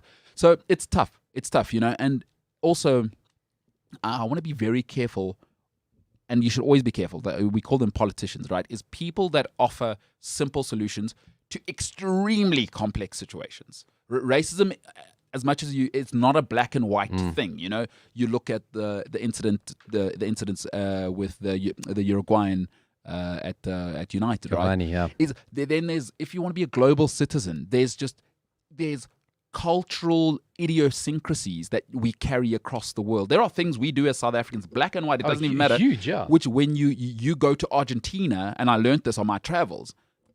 Oh my God, you're a monster. For me, I'm a liberal, middle-class dude. My views on religion and my things that I sometimes say, you go to South America, it was a problem. And, again, what's his name again? Your striker? Cavani did his thing. Again, now that's a whole idiosyncrasy from a whole nother world. So I'm always careful, especially the more important subject. I'm never going to seek an easy answer for a complicated situation. It's not, unfortunately, again, it's not as easy as that guy didn't say it is. Now there are economics at play, right, in that Valencia game. And now it's a whole thing is like, who's going to be the Martin Luther King and make take the coup de grace? Because they lose, 3 points in that situation, right? And at least. Yeah. And then and there's ramifications. Like, what do? There's other black players in La Liga who get paid. Like where do we, unless it's institutional, to put the responsibility on one player is mental. Also, I mean, ultimately what it comes down to is to put the responsibility on football, where society is inherently racist. Exactly. It's a society problem, it's not a football problem. Exactly. That's just permeating society. Yeah. And because people are always happy to say football's a microcosm of society when it's for positive things. And then you forget that this thing why are people shocked? And it's tough for people because I think on some level people know, oh no, that's us. Don't tell us that's us. Yeah. People know, oh no, my next door neighbor, my grandma is that. And but it's tough. And again, the march of progress, it's a brutal thing. And, these things, we live in a slightly better world now than we did 10 years ago. Even the fact that they're kneeling in the Premier League, whatever you think of it, like, I never thought that would happen. At a stage, I thought, they don't care about this at all. Like, I never thought the Premier League. And here we are. Who knows? Maybe in 10 years' time, somebody from James's generation's in charge. And then it's just like Lord help us all. Yeah, well, No, or if that it's- happens, sorry, you are out the league. Yeah. You know, the kids now, it's different now. They will be. Yeah. It's like, you know, if when James's generation is in charge, perhaps it's sorry, excuse me, you did what? And they'll probably find a way to go and speak to the player live or zoom him in immediately. And if it's real, sorry, you're gone from football forever. Because right now, Infantino, to him, this is normal. You know, the black-white divide, he grew up with that. It's part of the fabric of his society and his generation. So for him, he'll probably go, settle down, you know. Whereas James's generation, sorry, you know, homophobia, racism, I mean, across the board. Sorry, you're dead. So let's see, march of progress. Yep. Let's you know, hope springs eternal. You said yesterday and you said today that people are mean and get used to it. Mm-hmm.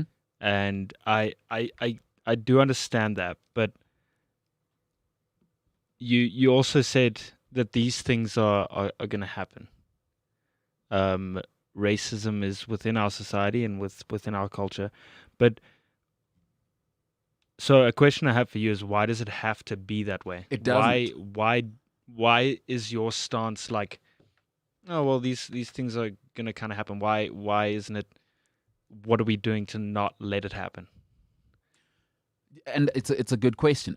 Do you know, for me, are we just talking about racism now, or just the things across the board? I think mainly racism. Yeah. I mean, I know racism has been a part of society and cultures for thousands of years with slavery and all of that stuff. Yeah. Why does it still have to be that way? Why is there still okay, your skin's darker than mine?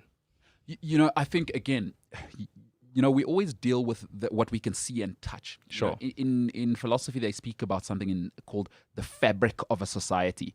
You cannot see what a society is built on. So Paolo, for instance, if you go into Portuguese roots, there's probably something in their society where the fishing and the sort of living at the sea means so much more to them and shapes how you raise your kids and, you know, the diet and things like that.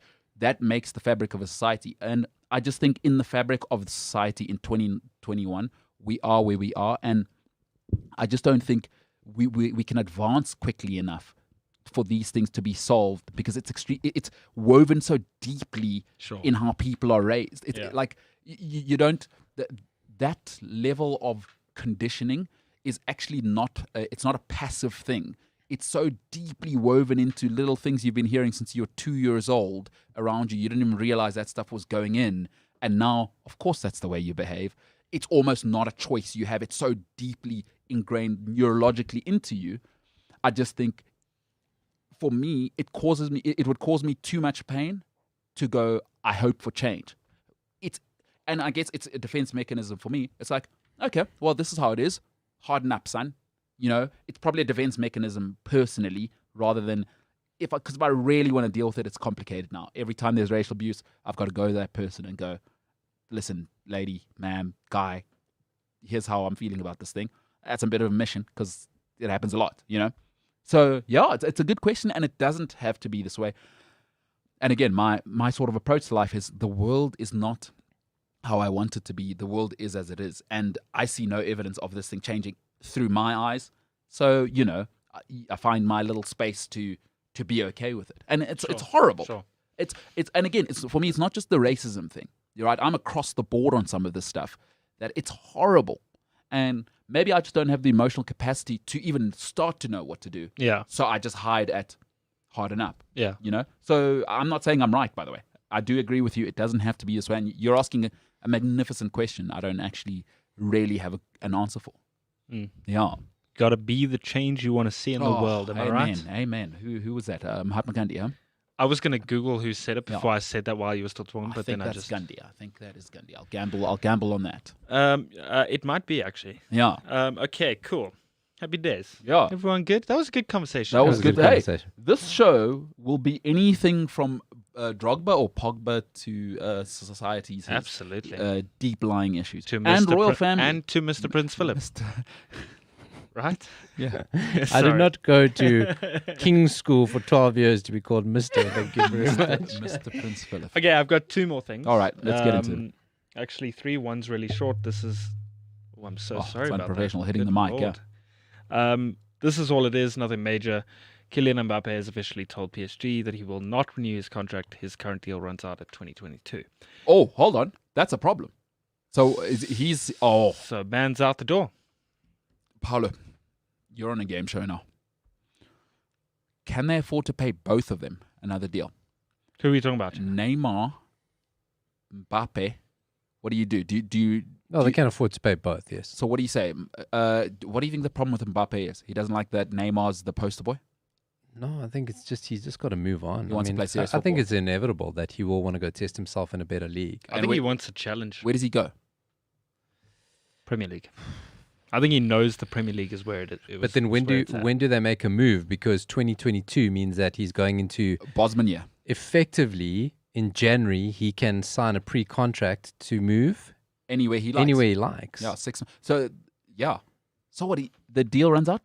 2022. Oh my God! How do people let deals run into their last 18 months? But it's been going for a while. It has They've been. been trying to get him for a while. So that effectively means in January he can sign for anybody. So he's gone this summer. He's gone this summer. There's no way they're letting him go. Although they don't need the money, PSG. They got all that. Yeah, I don't think it's the money. The Qatari money. Look, I mean, Real Madrid being so frugal makes sense because Mbappe and Real Madrid have been spoken about for ages. I'd be so annoyed if he goes to Spain. What I do you- would. I think he's going to Real Madrid. Real Madrid, huh? So Vinicius, get the hell out of town. But different sorry for positions. you, Though. buddy. You can play both. Yeah, but Vinicius, I mean, what is it? What is that person? Okay. Ask Trent who he is. I mean, that's who Oh, I'm asking. well. Anyway, next one. Interesting. But that's big news. What do people think is going to happen? Massive. Mbappe. So I don't love him as much as people do, but I'm also like, and he's a little injury prone as well. I don't like that. I'm with you, and we've seen time and time again players like that.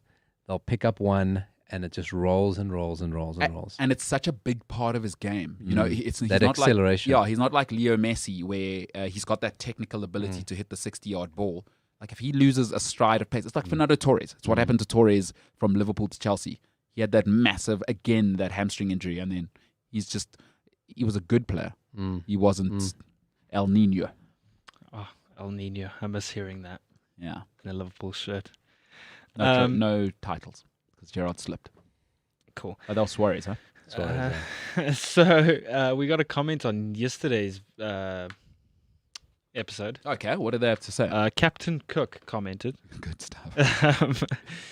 loving the new look of Cliff Central Sport, and you're finally on the podcast. It's about time. And Clip's another worthwhile addition to drive traffic to the show. Oh, well, we're a professional setup. Not to mention your co-hosts, a good move. So I'm just actually, saying. that's not a social media thing. That's just you wanting to be credited as a co-host. No, I was bringing me and Paolo in, I think it was more about you, but okay. and Smart, I even James. looked at him when I said co-hosts. Okay, that was a good one, James. Well, what's the next one? Gosh, That was a good one. You're good. You're good. You're better than I thought. I mean, anyway, I mean, you know Tristan Illingsley, but I do. that's his brother. The better Ilsley, apparently. We got a tweet earlier. I would argue that Jesse Owens. Anybody know who Jesse Owens? Yes. Is? Oh, wow, James. Wow. He's that guy. Yeah. Won the beat in front of Hitler. Anyway, go Nazi on. Germany. So Jesse Owens. I would argue that Jesse Owens deserves to be on that list. A black man representing a country that didn't like him going to the Olympics in Nazi Germany and getting 4 gold medals. That list this person is talking about is the 5 greatest sportsmen of all time. Jesse Yes. Owens. A little bit of a romantic move, sure. Great sprinter. If I can't put Usain Bolt on the list, I can't put Jesse Owens because Usain Bolt not only reset the bar, but 12 years apart is just, it's insane to be perfect for 10 seconds, 12 years apart, 3 times. It's like that. It doesn't happen. It doesn't happen. What did happen to Jesse Owens after that Olympics? It's a good question. Did he go to another one or? No, I never actually. Nobody really knows. That's a good one. Yeah, I know he went Let's home. find out. We'll find out. I know he some couldn't get research. work when he got home. It was one of those. Yeah. Whole super interesting story behind Sure. when he got home. Yeah. I think he had to sell his medals. I do remember a that story. He what had it to is? sell a medal. What? He had and so they bought them back for something. Wow. Something. Let me. How about that, Jesse Owens? Yeah, but hey, great shout, and a great athlete. I mean, Yeah. what sure. 4 medals? Four golds. Do you know what I think doesn't get enough respect is an Olympic gold medal. It is one of the most incredible feats of mankind to get a gold. You got to realize, and I love this, right? I absolutely love Olympic athletes. They work on 4-year cycles, but generally, if you want to win a gold, it's an 8-year process. Unless you're Phelps, like if you're a phenomenon, because Phelps is obviously an alien, right? Him and Elon Musk, different planet. Yes. From 17, he was winning medals, and then there was a guy called Torpedo. Man, the golden days of racing, swimming. But anyway, unless you're that, and he's an anomaly, not the rule. But it's an 8-year process to be in contention for a gold medal, because you go one Olympic cycle, your body's got to learn to take that thrashing. And then the second Olympic cycle is often when athletes are ready for the big push, right? Usain Bolt was on his second cycle when he won his first medal. So it's an 8-year sacrifice to be perfect for one moment. It is just That's unbelievable. insane, eh? And you don't get a chance to correct it until 4 years later if you screw up. On Jesse Owens, how's the story? So he returned back from the Olympics, and they were invited to compete in Sweden, but he decided to stay in the United States to take advantage of all these commercial deals that were coming. So they revoked his status as a professional, so he couldn't compete anymore. This is the U.S. Olympic Committee. So he couldn't compete anymore, ended up doing jobs, working at a gas station, playground janitor, and manager of a dry cleaning firm. And he also raced against amateurs and horses for cash. This is what the guy gets belittled to, right? What? So, exactly. Then he did a couple of things. Played baseball in a all-colored league, in the Negro Baseball League, but eventually filed for bankruptcy. He had to. Yeah, I was right. He had to sell his gold. He had to sell his gold medals or exchange them for cash. And he actually hit rock bottom at some point, but then he started getting hired as a running coach for the New York Mets, and then appointed as a goodwill ambassador eventually for the Ford Motor Company and the United States Olympics Committee. And then after he retired, he owned racehorses. So ending on a decent note, but certainly not treated Oh my God. like That's incredible, eh? his legacy. Like imagine Sure. Usain Bolt, just you pull up to the gas station and Usain Bolt's filling your tank. Be pretty quick, though. No, it would be fast. Can I say that'd be pretty quick? No, that would be service, Yeah, huh? That would be incredible. Hey, great way to finish off. You Jesse. bring the card machine very quickly. Oh my goodness, are you kidding me? The technique, machine, flow, arm pumping. On the third arm pump, bam. Reach. Yeah, And then just tap and go. as Boom. the arm comes around, he's already turned around like that. Oh. And he's coming back at you. Because this is what people don't understand. Everything's about technique. If you can get the technique of anything down, Usain Bolt as a gas station. Oh, can we? Hey, make that trend. Hashtag Usain for gas. Usain the Usain petrol got man. gas. Usain That got works on gas. 2 levels. It does. Usain got gas. He should open up his own petrol station called Usain Got Gas. That works. On that note, ladies and gentlemen.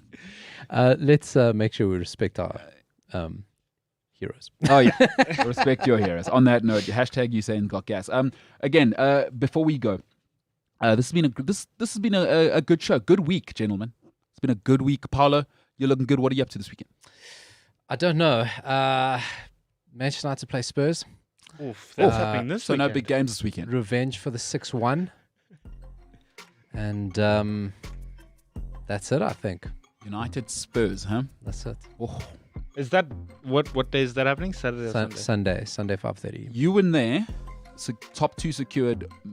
Spurs are out of the top 4. Yeah. It's done. It's done. If Good that, stuff. goodness gracious, James, you said you were seeing.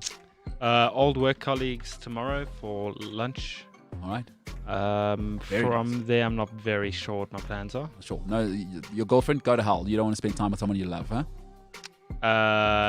No, she's coming with. Oh, all right. Okay, that's very Yeah. good. Well, good luck to you. Good Thank luck you. to both of you. Thank you. I hope you have a great weekend, Paolo. I hope you and your family have a tremendous weekend. You always ask us, what are your plans for this weekend? I have, oh man, and I know she listens to the show. I got to go to her birthday. I think they're the biggest waste of time in the world, but a good friend of mine, it's her birthday, and it's a little bit of a travel thing. It's by where your girlfriend lives, actually. So it's a bit of a hectic. thing. It's a bit of a mission That's for me. I'm a far. very selfish person. I God, like if to- your Uber drivers and checkers, then you're never going to get it. By the way, great pull. That's big radio talk. big show host, Paolo. If you don't know what the Uber thing is, you're gonna have to listen to every episode this week and find out exactly what he's talking about. If my Uber driver's in checkers, I'm never getting home, huh? Paolo Diaz, have a great weekend with your family, Paolo. Value you, James. You're awesome. Thank you. Really value you. Thanks. Great guys. Listen, over the next 2 weeks, we've got some big announcements. I cannot wait to announce in a week and a bit what's going on.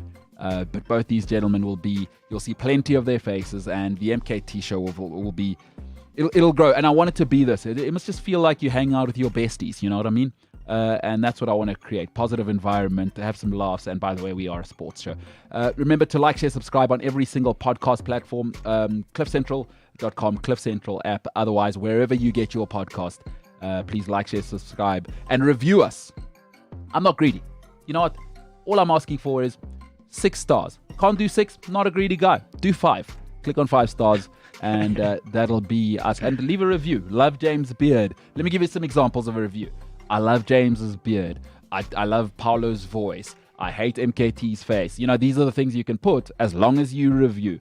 All 3 of those things is what I reviewed last night. Oh, that was all James. All right. Well, for this week, ladies and gentlemen, my name is MKT, James Ellingsley, Paolo Diaz. It makes me thirsty in the throat. Diaz has been with us this week. This is the MKT Show. This is Cliff Central Sport. Ladies and gentlemen, for this week, it's been an honor. But for now, we are the hell out of here.